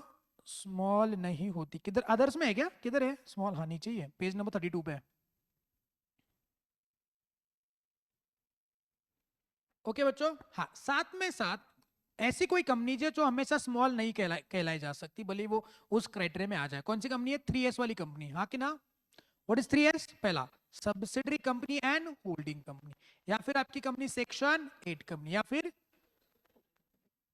स्पेशल एक्ट वाली कंपनी. तो पब्लिक कंपनी के साथ ये जोड़ देंगे. अगर आपकी कंपनी किसी कंपनी की होल्डिंग है, सब्सिडरी है, तो वो स्मॉल नहीं होती. अगर आपकी कंपनी सेक्शन 8 कंपनी है, स्मॉल नहीं होती है। अगर आपकी कंपनी स्पेशल एक्ट वाली कंपनी है तो स्मॉल नहीं होती है, भले ही आपकी कंपनी उस क्राइटेरिया में आ जाए। सही बात है बच्चों, आगे बढ़ सकते हैं क्या? तो स्मॉल हो गया, प्राइवेट हो गया, पब्लिक हो गया, और कोई बचा क्या ऊपर? अब वो लिमिटेड लायबिलिटी छोड़ो, आगे आते हैं बच्चों। नेक्स्ट आते हैं on the base of the control. ठीक है, उस पे हमारे पास 3 कंपनी है बच्चों। एक कौन सा कंपनी बोलो? एक कौन सा है और एक कौन सा है? Associate company. ठीक है बच्चों, सेक्शन नंबर बताएंगे क्या?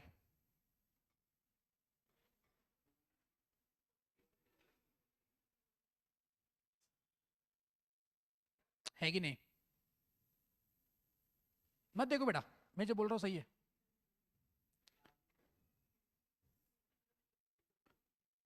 ये इससे सीखा मैं कॉन्फिडेंस।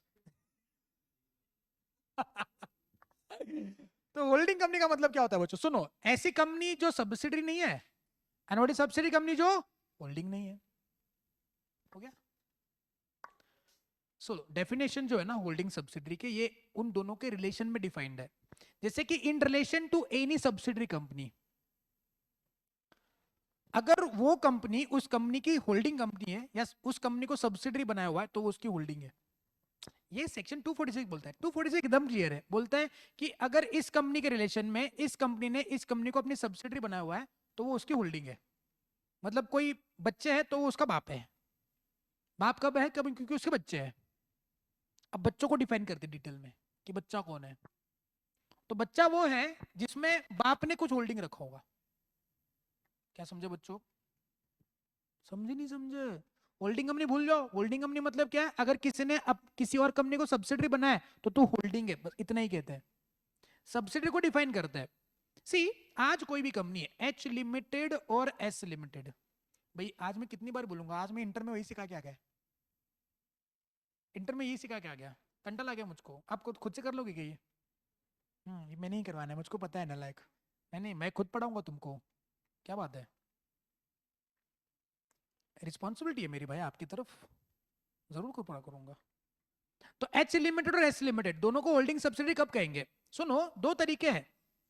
एच लिमिटेड ने एस लिमिटेड में दो तरीके से अपना होल्डिंग रखा, तो दोनों में से एक भी होल्डिंग आया तो समझेंगे ये क्या है? होल्डिंग सब्सिडी है। पहला, अगर एच लिमिटेड ने एस लिमिटेड के बोर्ड ऑफ डायरेक्टर्स के कॉम्पोजिशन पे कंट्रोल रखा हो। 1 सेकेंड।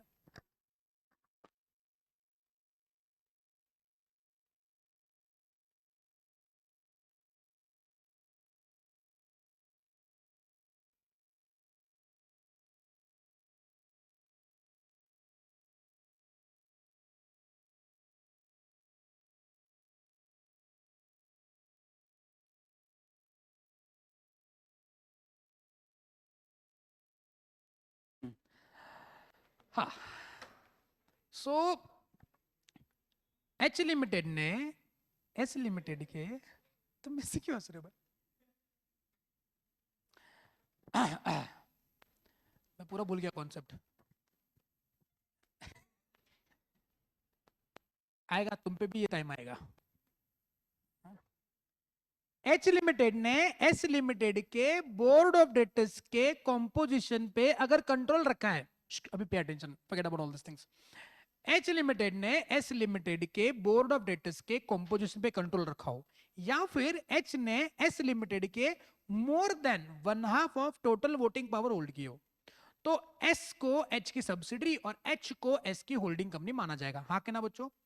नाउ सवाल ये बनता है कि what is controlling the composition of board of directors. तो मैंने आपको बताया था कि अगर एच लिमिटेड एस लिमिटेड के बोर्ड ऑफ डायरेक्टर्स में मेजॉरिटी या सारे के सारे बोर्ड ऑफ डायरेक्टर्स को अपॉइंट या रिमूव करने का पावर रखते हैं, तो हम कहेंगे बोर्ड ऑफ डायरेक्टर्स के कॉम्पोजिशन पे कंट्रोल रखते हैं।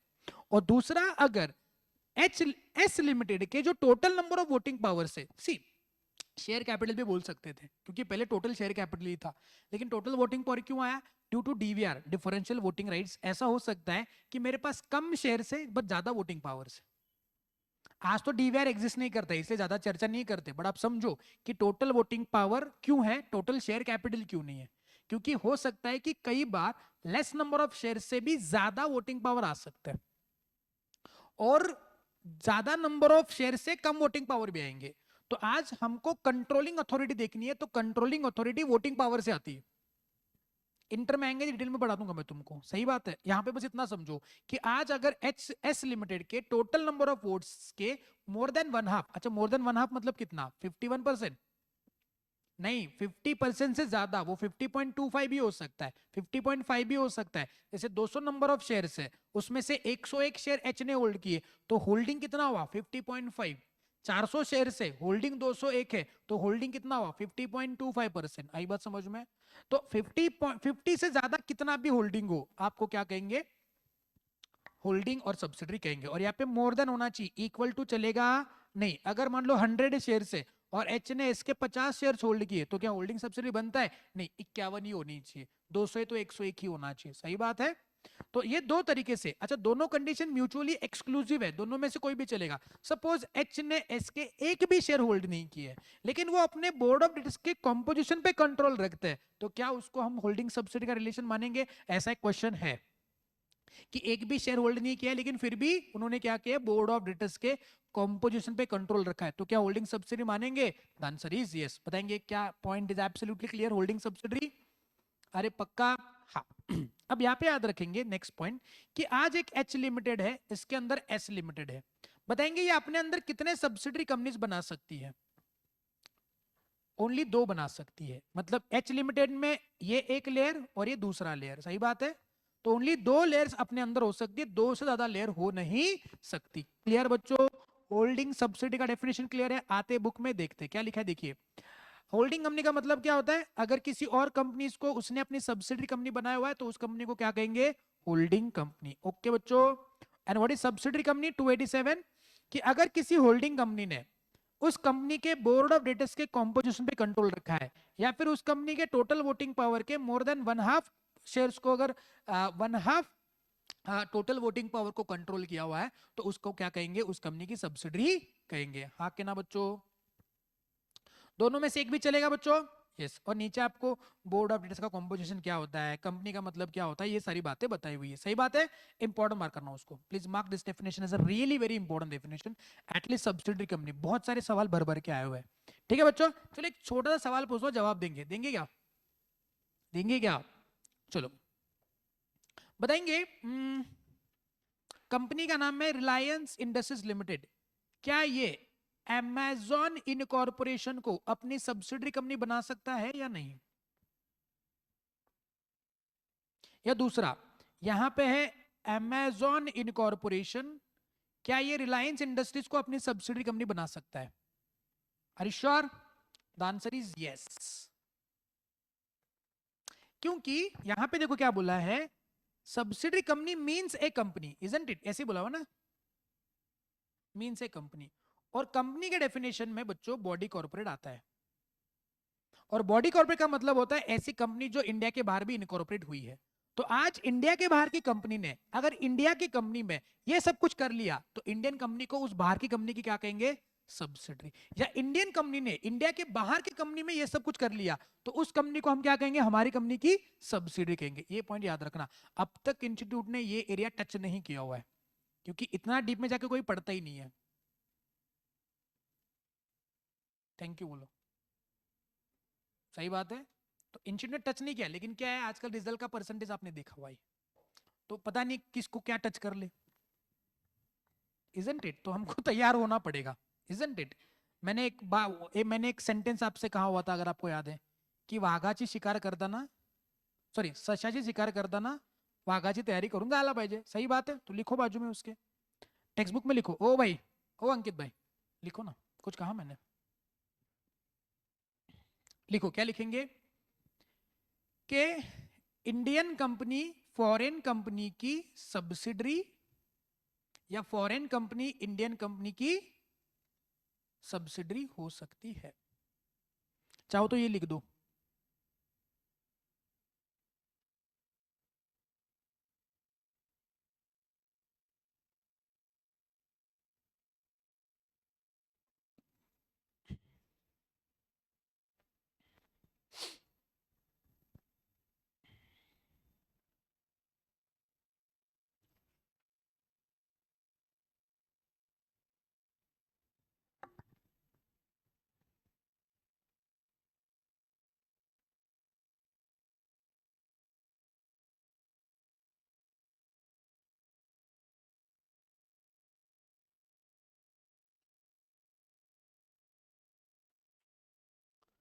ओके बच्चों, हो गया। ये एक एडिशनल पॉइंट आप इसमें याद रखेंगे। आगे बढ़ सकते हैं क्या? आगे बढ़ सकते हैं। Now next is what associate company. एकदम सिंपल डेफिनेशन है एसोसिएट कंपनी का। ये कहते हैं कि अगर किसी कंपनी में किसी और कंपनी ने सिग्निफिकेंट इन्फ्लुएंस रखा हो तो उसको उसकी एसोसिएट कहेंगे। What is significant influence? कि वो एटलीस्ट कितना कर रहे हैं, 20% का टोटल वोटिंग पावर होल्ड कर रहे हैं, या उनके सारे डिसीजंस यही कंट्रोल कर रहे हैं। और बोला है दोनों में से एक चलेगा। जैसे होल्डिंग सब्सिडी में दो कंडीशंस थे, वैसे यहाँ पे भी दो कंडीशन है। समझे बच्चों? देखो ध्यान दो, यहाँ पे इधर है कंपनी जिसका नाम है एच लिमिटेड और एक दूसरी कंपनी है ए लिमिटेड।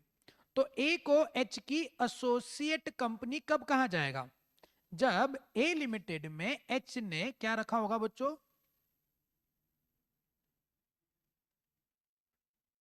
सिग्निफिकेंट इन्फ्लुएंस रखा होगा। What is significant influence? दो तरीके से आ सकता है। पहला, मोर देन और इक्वल टू 20% का टोटल वोटिंग पावर होल्ड करे।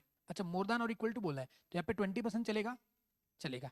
या फिर और उनके बिजनेस डिसीजंस को एग्रीमेंट बना के कंट्रोल करते हैं, यानी कि एच और ए के बीच में ऐसा एग्रीमेंट हुआ है कि एच ए के सारे बिजनेस डिसीजन कंट्रोल करेगा, यानी कि सेल, परचेज, डायरेक्टर्स वगैरह सब ऑपरेशनल सारी बातें कौन कंट्रोल करता है? एच। तो हम कहेंगे एच का ए के ऊपर सिग्निफिकेंट इन्फ्लुएंस है। और अगर सिग्निफिकेंट इन्फ्लुएंस है तो ए को एच की क्या कहेंगे? एसोसिएट। तो एच को ए की क्या कहेंगे?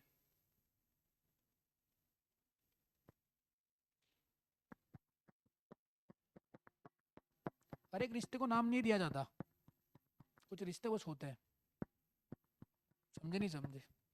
ए एच की एसोसिएट है, एच ए की कुछ नहीं है। आई बात समझ में? यहाँ पे उस कंपनी को, जिस कंपनी में होल्डिंग है उसको जिसने होल्ड किया उसकी एसोसिएट मानेंगे। बाकी तो वो कुछ एच को ए की कुछ नहीं कहा जाएगा। आई बात समझ में? इसका कोई रिश्ता नहीं है। आई बात समझ में बच्चों? अरे भाई और बहनों, क्लियर है क्या? साथ में आपकी जॉइंट वेंचर कंपनी भी एक दूसरे की एसोसिएट होती है। बड़ी जॉइंट वेंचर कंपनी, अगर आज किसी कंपनी ने किसी और कंपनी के साथ मिल मिला के एक और कंपनी बनाई जिसके अंडर वो बिजनेस करते हैं, जैसे एग्जांपल था टाटा सिया एयरलाइंस।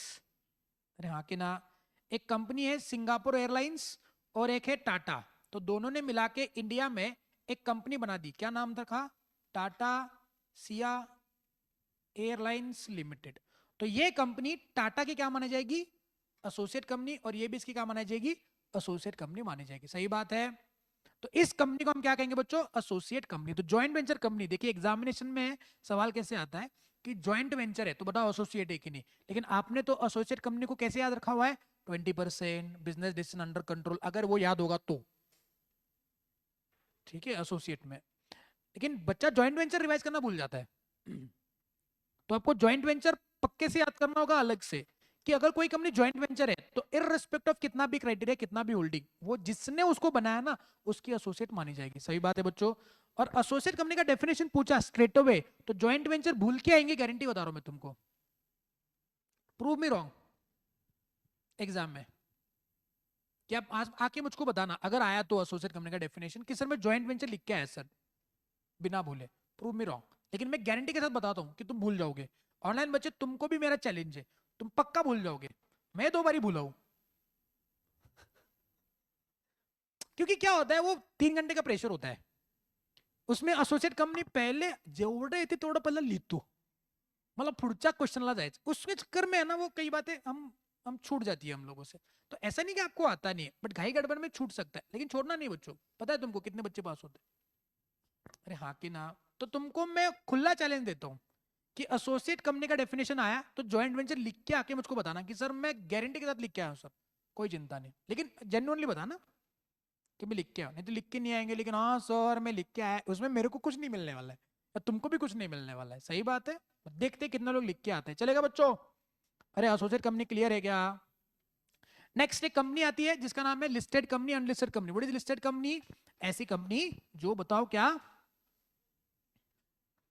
जिसके सिक्योरिटी स्टॉक एक्सचेंज पे लिस्टेड होते हैं। ठीक है, बस यही लिस्टेड कंपनी है। आगे व्हाट इज अनलिस्टेड कंपनी? जिसके शेयर लिस्टेड होते नहीं है। सही बात है। नेक्स्ट वन, एक कंपनी आती है इसका नाम है government company. What is government company? सुनिए, ऐसी कोई भी कंपनी, हाँ बेटा कौन सा अमेंडमेंट? अमेंडमेंट का काम करते हैं, अमेंडमेंट का मैं एक दूसरा वीडियो बना के डालता हूँ अलग से सेपरेट, कि उसको डिटेल में डिस्कस करेंगे तभी समझेगा। एक उसका पैच बनाता हूँ, पार्ट बनाता हूँ, उसको अपलोड करता हूँ, क्योंकि क्या है वो अमेंडमेंट को अभी रिवीजन लेक्चर में समझाऊंगा तो और कंफ्यूजन हो जाएगा। तो लिस्टेड कंपनी का एक वो मैंने रेगुलर बैच का एक ये बनाता हूँ, उसका एक क्लिपिंग बनाता हूँ और उसको डाल देता हूँ ग्रुप पे। ओके, तो by that you will come to know. चलिए, तो गवर्नमेंट कंपनी क्या होता है बच्चों?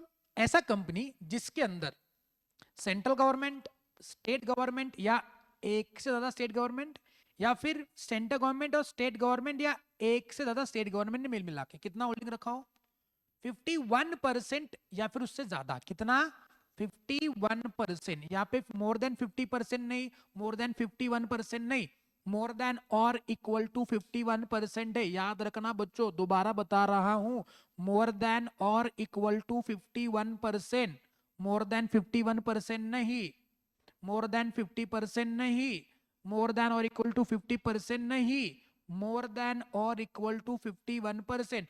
होल्डिंग सब्सिडरी और गवर्नमेंट कंपनी, इसको कंफ्यूज करने का नहीं। तो किसी भी कंपनी में अगर गवर्नमेंट, सेंट्रल, स्टेट या एक से ज्यादा स्टेट या सेंट्रल या किसी स्टेट या सेंट्रल या एक से ज्यादा स्टेट गवर्नमेंट ने 51% का होल्डिंग रखा हो मिनिमम, तो उसको गवर्नमेंट कंपनी कहेंगे। एग्जांपल इंडियन ऑयल कॉर्पोरेशन है, LIC है, हिंदुस्तान पेट्रोलियम है, HAL है, भेल है।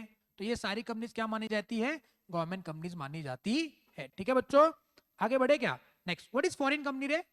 ऐसी कंपनी जो इंडिया के बाहर बनी हुई है लेकिन जिसका इंडिया में प्लेस ऑफ बिजनेस है, थ्रू इटसेल्फ और थ्रू एजेंट, फिजिकली और इलेक्ट्रॉनिक मोड, या फिर वो इंडिया में किसी प्रकार से बिजनेस एक्टिविटी कंडक्ट करती है। Market is important.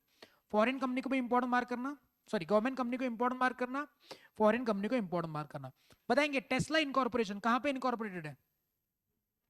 क्या वो इंडिया के लिए फॉरेन कंपनी है? क्यों? क्योंकि उसका शोरूम इंडिया में आ गया ना। अच्छा, पहले वो फॉरेन कंपनी थी क्या? नहीं थी। तो सर फॉरेन नहीं तो क्या थी फिर? वो कुछ भी नहीं थी, हमारे लिए एग्जिस्ट ही नहीं कर रही थी कंपनीज एक्ट के लिए। अच्छा, फॉरेन कंपनी को हम लोग क्यों डिफाइन करते हैं? बिकॉज सी, आज कोई भी कंपनी जो इंडिया में बनी है, क्या उसको कंपनीज एक्ट 2013 अप्लाई होगा? यस। लेकिन जो कंपनी इंडिया के बाहर है, इंडिया के बाहर इनकॉर्पोरेटेड है, जो इंडिया में बिजनेस कर रही है, क्या उसको भी हम लोग थोड़ा थोड़ा कंपनीज एक्ट अप्लाई करवाएंगे? स्वल्प स्वल्प? अरे हाँ के ना, अप्लाई करवाएंगे नहीं करवाएंगे? जरूर करवाएंगे ना। पूरा कंपनीज एक्ट नहीं, थोड़ा सा कंपनीज एक्ट। लेकिन जो कंपनी इंडिया के बाहर बनी है, इंडिया के बाहर ही बिजनेस करती है, उसका इंडिया से कोई लेना देना ही नहीं है। उसका और कंपनीज एक्ट को भी लेना देना है, तो उसको हम लोग कोई नाम ही नहीं देते हैं। इसलिए इंडियन कंपनी और फॉरेन कंपनी दो ही क्राइटेरिया अपने लिए। और एक आती है बॉडी कॉर्पोरेट, जो इंडिया के बाहर बनी है, इंडिया के बाहर बिजनेस करती है। फॉरेन कंपनी इंडिया के बाहर बनी है, इंडिया में बिजनेस करती है, थोड़ा कंपनीज एक्ट लग जाएगा। इंडिया में बनी है, इंडिया में बिजनेस कर रही है, पूरा कंपनी एक्ट लगेगा। इसलिए हमने फॉरेन कंपनी का कॉन्सेप्ट इजाज किया हुआ है। सही बात है। तो टेस्ला इनकॉर्पोरेशन एक साल पहले हमारे लिए बस बॉडी कॉर्पोरेट था, लेकिन आज वो अपने लिए फॉरेन कंपनी है। तो आज इलॉन मस्क ने इंडियन कंपनीज एक्ट को थोड़ा थोड़ा कंप्लाई करना होगा। ओके बच्चों, this is the concept of what foreign company. And the next company is what? Section 8 company. Market is again very very important thing. What is section 8 company? ऐसी company जो charitable object के साथ बनी हुई है। सही बात है, अरे सही बात है।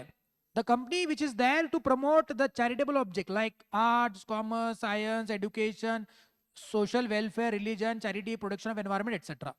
जो अपना प्रॉफिट अपने ही ऑब्जेक्ट को प्रमोट करने के लिए लगाती है। सही बात है। और जो अपने मेंबर्स को डिविडेंड का पेमेंट नहीं देती है। हाँ के ना बच्चों? उसको हम लोग क्या कहते हैं? सेक्शन 8 कंपनी कहते हैं, चैरिटेबल ऑब्जेक्ट वाली। डेफिनेशन बड़ा इंपॉर्टेंट है, एग्जाम में डेफिनेशन आए हुए हैं। मेन क्लास में हमने बहुत बारी इस डेफिनेशन को रिवाइज किया और याद भी दिलवाया। याद है ना वो तरीका?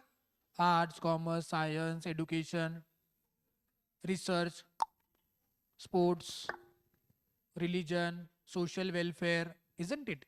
याद किया ना हमने। अच्छा एक बात सुनो, रेगुलर कंपनी को इनकॉर्पोरेट करना और सेक्शन 8 कंपनी को इनकॉर्पोरेट करना, दोनों में डिफरेंस है। रेगुलर कंपनी इनकॉर्पोरेट करता है ना, तो डॉक्यूमेंट जमा करो, डायरेक्टली ROC के पास चले जाओ, आपके नाम। सेक्शन 8 में ऐसा नहीं होता है। सेक्शन 8 में क्या करना पड़ता है? आपको पहले सेंट्रल गवर्नमेंट के पास जाके लाइसेंस के लिए अप्लाई करना पड़ता है। आपको बताना है कि मैं सेक्शन 8 के सारे कंडीशंस को कंप्लाई करूंगा, वो रिलीजन, प्रमोशन वगैरह सब। फिर सेंट्रल गवर्नमेंट आपको क्या देगा, लाइसेंस देगा। फिर लाइसेंस लेके आएंगे आरओसी के पास, और फिर आपकी कंपनी सेक्शन 8 कंपनी करके रजिस्टर हो जाएगी। सही बात है। ये होता है process of incorporating section 8 company. Okay बच्चों, क्लियर है। बट इसमें एक क्वेश्चन है जो आपके लिए रेलेवेंट है, एक मीनिंग रेलेवेंट है। दूसरा, क्या सेंट्रल गवर्नमेंट इस लाइसेंस को रिवोक कर सकता है? कौन कौन से सिचुएशन में लाइसेंस रिवोक होगा, ये नेक्स्ट क्वेश्चन है आपका। सही बात है, उसको इंपोर्ट मार्क करेंगे। Power of central government to issue the licence, ये एक पॉइंट इंपॉर्टेंट है। And revocation of licence, exam में भर भर के सवाल है इस पे। ओके बच्चों, ओके बच्चों, तो बताएंगे कौन कौन से सिचुएशंस में आपका लाइसेंस रिवोक होगा। नंबर 1, अगर कंपनी ने सेक्शन 8 के अंदर दी हुई कंडीशंस या उसके रिक्वायरमेंट को कंप्लाई नहीं किया, contravening the conditions given under the section. Number 2, अगर उनके अफेयर्स, किसके, कंपनी के, फ्रॉडुलेंट है, ठीक है, या फिर उनके ऑब्जेक्ट्स जो है वो वायोलेटिव है, प्री जुडिशियल है, to the interest of public. मतलब 3 रीजंस। पहला क्या बोलो, आपने किया कॉन्ट्रावेंशन, किसका, कंडीशंस का, सेक्शन 8 के और लाइसेंस के कंडीशंस। नंबर 2, अफेयर्स कैसे है, फ्रॉडुलेंट। और नंबर 3, आपका ऑब्जेक्ट वायोलेटिव है, वो पब्लिक के लिए हानिकारक है। इसको आप चौथा कंडीशन भी बोल सकते हो, ये चौथा कंडीशन भी हो सकता है। ऑब्जेक्ट वायोलेटिव है और आपकी company prejudicial to the public interest. Okay बच्चों, ध्यान देंगे। Conditions for revoking the licence बता रहा हूं मैं तुमको। पहला कंडीशन क्या है, आपने क्या किया, कॉन्ट्रावेंशन, किसमें, सेक्शन 8 के और लास्ट साथ में लाइसेंस के कंडीशंस को कॉन्ट्रावेंट किया। नंबर 2, आपके अफेयर्स कैसे है वो तो, फ्रॉडुलेंट। नंबर 3, आपका ऑब्जेक्ट वायोलेटिव है। And last one, you are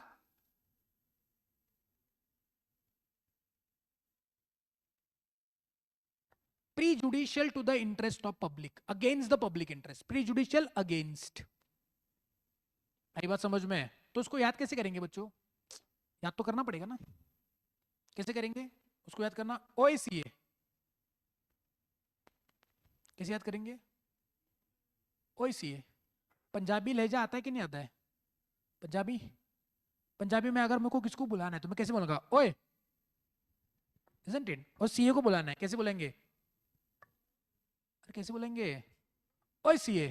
कैसे बोलेंगे, O stands for object violative, A stands for against public interest, T stands for contravening the conditions, and A stands for affairs fraudulent, OICA।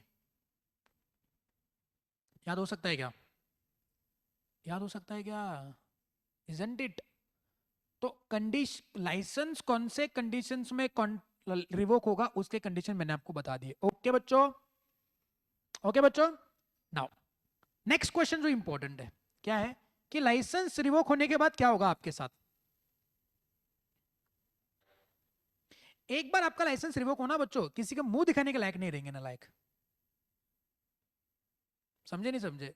तो आपको किसी और company के साथ मर्ज किया जाएगा, सही बात है, या फिर आपकी कंपनी को, समझे नहीं समझे, किसी को मुंह दिखाने के लायक नहीं रही, शादी करवा देंगे, कमाल के मिशन, मर्जिंग इसको बोलते हैं। या फिर घर से बाहर निकाल देंगे, वाउंड अप। प्रैक्टिकल है ना, कैसा कैसा कॉन्सेप्ट है ना, उनको पता नहीं कैसे याद आता है सब कुछ। बताओ, तुमने अगर कॉन्ट्रावेंशन किया तो तुम्हारे साथ क्या होगा बच्चों, अरे ओईसीए के तो क्या करेंगे, अमालगमेशन। सेंट्रल गवर्नमेंट ऑर्डर देगा, अमालगमेशन किसके साथ, अपनी बिरादरी के कंपनी के साथ, सेक्शन 8 कंपनी के साथ अमालगमेट करवाएंगे किसी और, ठीक है। और या फिर क्या करेंगे, या फिर नाइट्स मना तहसीलदार, वाइंडिंग अप, निकालो घर से, वाइंडिंग अप पूरा गोला ब्रिज करके सामान बांधो, भेज दो। हाँ कि ना बच्चों, याद हो सकता है। देखो क्या क्या इंपॉर्टेंट है, पहले तो मीनिंग इंपॉर्टेंट है, फिर दूसरा लाइसेंस रिवोक कब होगा वो इंपॉर्टेंट है, और तीसरा लाइसेंस रिवोक होने के बाद क्या होगा वो भी इंपॉर्टेंट है। तो सेक्शन कंपनी इस तरीके से याद किया जा सकता है। ओके बच्चों, क्लियर है। ऑनलाइन स्टूडेंट चाहो तो इस पूरे चार्ट को आप कॉपी कर सकते हो, ऑफलाइन बच्चे बाद में यूट्यूब पे देख के कॉपी कर लेना, क्योंकि ये ऑलरेडी मैंने लिख के दिया भी है, शायद तुमको पूरा चार्ट बना के दिया भी होगा शायद, हाँ कि ना। चलिए आगे बढ़े। क्या पनिशमेंट है कि अगर आपने ये कॉन्ट्रीब्यूशन कर दिया तो साथ में आपको 10 लाख से लेकर के 1 करोड़ रुपए तक मैक्सिमम पेनल्टी लग सकती है, और जो भी डिफॉल्टिंग पार्टी है उस पे 25,000 से लेकर के 25 लाख की पेनल्टी लग सकती है। पेनल्टी भी इंपॉर्टेंट है, याद करके जाना, एक ही पेनल्टी है। ठीक है बच्चों, तो यहाँ पे खत्म आपका क्या बोलो सेक्शन 8 कंपनी। आगे बढ़ सकते हैं क्या, आगे बढ़ सकते हैं क्या। अच्छा नेक्स्ट कंपनी आती है dormant company. What is dormant company? ऐसी कोई भी कंपनी जो किसी फ्यूचर प्रोजेक्ट के लिए बनी हुई है, किसी असेट को होल्ड करने के लिए बनी हुई है, और साथ में आपकी कंपनी इनएक्टिव कंपनी। दो तरीके हैं, एक तो फ्यूचर प्रोजेक्ट के लिए बनी है, या फिर किसी प्रॉपर्टी को असेट को होल्ड करने के लिए बनी है, या फिर इनएक्टिव कंपनी है। What is inactive company? जिसके अंदर कोई ऑपरेशंस होते नहीं है, या फिर जिसके अंदर कोई सिग्निफिकेंट अकाउंटिंग ट्रांजैक्शंस नहीं होते। What is significant accounting transaction? नीचे दिए गए ट्रांजैक्शन सिग्निफिकेंट अकाउंटिंग ट्रांजैक्शन होते नहीं है। कौन कौन से वो? 3 पेमेंट, एक allotment. 3 payment, payment to ROC, payment for compliance of with act, payment for maintenance of office and record, and allotment of share. 3 payment, एक अलॉटमेंट। ये ट्रांजैक्शंस होंगे तो क्या आप डॉर्मन का स्टेटस अप्लाई कर सकते हो? The answer is yes. ये नॉन सिग्निफिकेंट ट्रांजैक्शन जो चलेंगे, इसको छोड़कर के और कोई ट्रांजैक्शन होंगे तो आपको डॉर्मन कहा जाएगा? नहीं कहा जाएगा। तो बताएंगे मुझको, किसी भी कंपनी को डॉर्मंट कंपनी कहने के लिए पहला, आपकी कंपनी में क्या नहीं, सॉरी, आपकी कंपनी कैसी होनी चाहिए? किसी फ्यूचर प्रोजेक्ट या किसी असेट को होल्ड करने के लिए बननी चाहिए। दूसरा, आपकी कंपनी क्या होनी चाहिए? इनएक्टिव कंपनी होनी चाहिए। और तीसरा, आपकी कंपनी में क्या नहीं होना चाहिए? सिग्निफिकेंट अकाउंटिंग ट्रांजैक्शंस नहीं होना चाहिए। And what is significant accounting transaction? Other than 3 payment, एक अलॉटमेंट। हाँ के ना बच्चों, क्लियर छे? पक्का? डॉर्मन कंपनी को भी इंपॉर्टेंट मार्क कर लो, एक बार आया हुआ था एग्जामिनेशन में। नेक्स्ट आता है पब्लिक फाइनेंशियल इंस्टीट्यूशन। इस पे भी एक दो बार सवाल आया हुआ है, not that important, but what is public financial institution? LIC, IDFC, UTI, और ऐसी कोई भी इंस्टीट्यूशन जिसको सेंट्रल गवर्नमेंट नोटिफाई करता है उसको हम लोग पीएफआई, पब्लिक फाइनेंशियल इंस्टीट्यूशन कहते हैं। जिसके अंदर 51% कैपिटल अगेन उन लोगों ने होल्ड किया है जो लोग गवर्नमेंट कंपनी बनाते हैं। हाँ कि ना बच्चों? अरे हाँ कि ना, इसको बोलते हैं पब्लिक फाइनेंशियल इंस्टीट्यूशन, जिसको स्पेसिफिकली हम पीएफआई बोलते हैं, जो अभी एलआईसी वगैरह बोल दिया, या ऐसे इंस्टीट्यूशन जिसके अंदर, फाइनेंशियल इंस्टीट्यूशन जिसके अंदर इन लोगों ने 51% का paid up share capital hold किया है, उसको हम लोग क्या कहेंगे? पीएफआई कहेंगे, पब्लिक फाइनेंशियल इंस्टीट्यूशंस। बताएंगे क्या ये 2 पॉइंट क्लियर अभी आपको? मतलब अभी हमने जो टारगेट रखा था कौन सा होता? तो बेसिक्स और आपका टाइप्स ऑफ कंपनी, ये 2 पॉइंट एब्सोल्युटली क्लियर है। एनी डाउट सो फार? पक्का? चलो भी काम करते, अभी रुक जाते हैं, कल वापस मिलते हैं। कल हम लोग इनकॉर्पोरेशन और एमओए ओए और साथ में एग्जाम के क्वेश्चंस इसको रिवाइज करेंगे, चलेगा? फाइन। निधि कंपनी रह गया क्या? हाँ, व्हाट इज निधि कंपनी? ऐसी कंपनी जो अपने मेंबर से डिपॉजिट एक्सेप्ट करती है, अपने मेंबर्स को ही वो पैसा एज अ लोन करके देती है फॉर देयर म्यूचुअल बेनिफिट, उसको निधि कंपनी कहते हैं। इतना ही सिंपल है। और वो limited by shares, limited by guarantee, limited by not having share capital, वो एक बार पढ़ लो, वो that is not very important thing कि लिमिटेड बाय शेयर्स क्या होता है, लिमिटेड बाय गारंटी क्या होता है, वो मैंने आपको वो रिवाइज नहीं करवाया है, वो एक बार घर पे कर लेना एक बार ठीक से ढंग से। ठीक है बच्चों? अरे क्लियर है क्या? रुक जाए, चलिए। So thank you so much for the revision. कल बराबर 5:15 आज के जैसा। तो कल आएंगे तो टारगेट क्या होगा? इनकॉर्पोरेशन का process, MOA AOA and questions. Thank you so much, bye bye, have a nice day.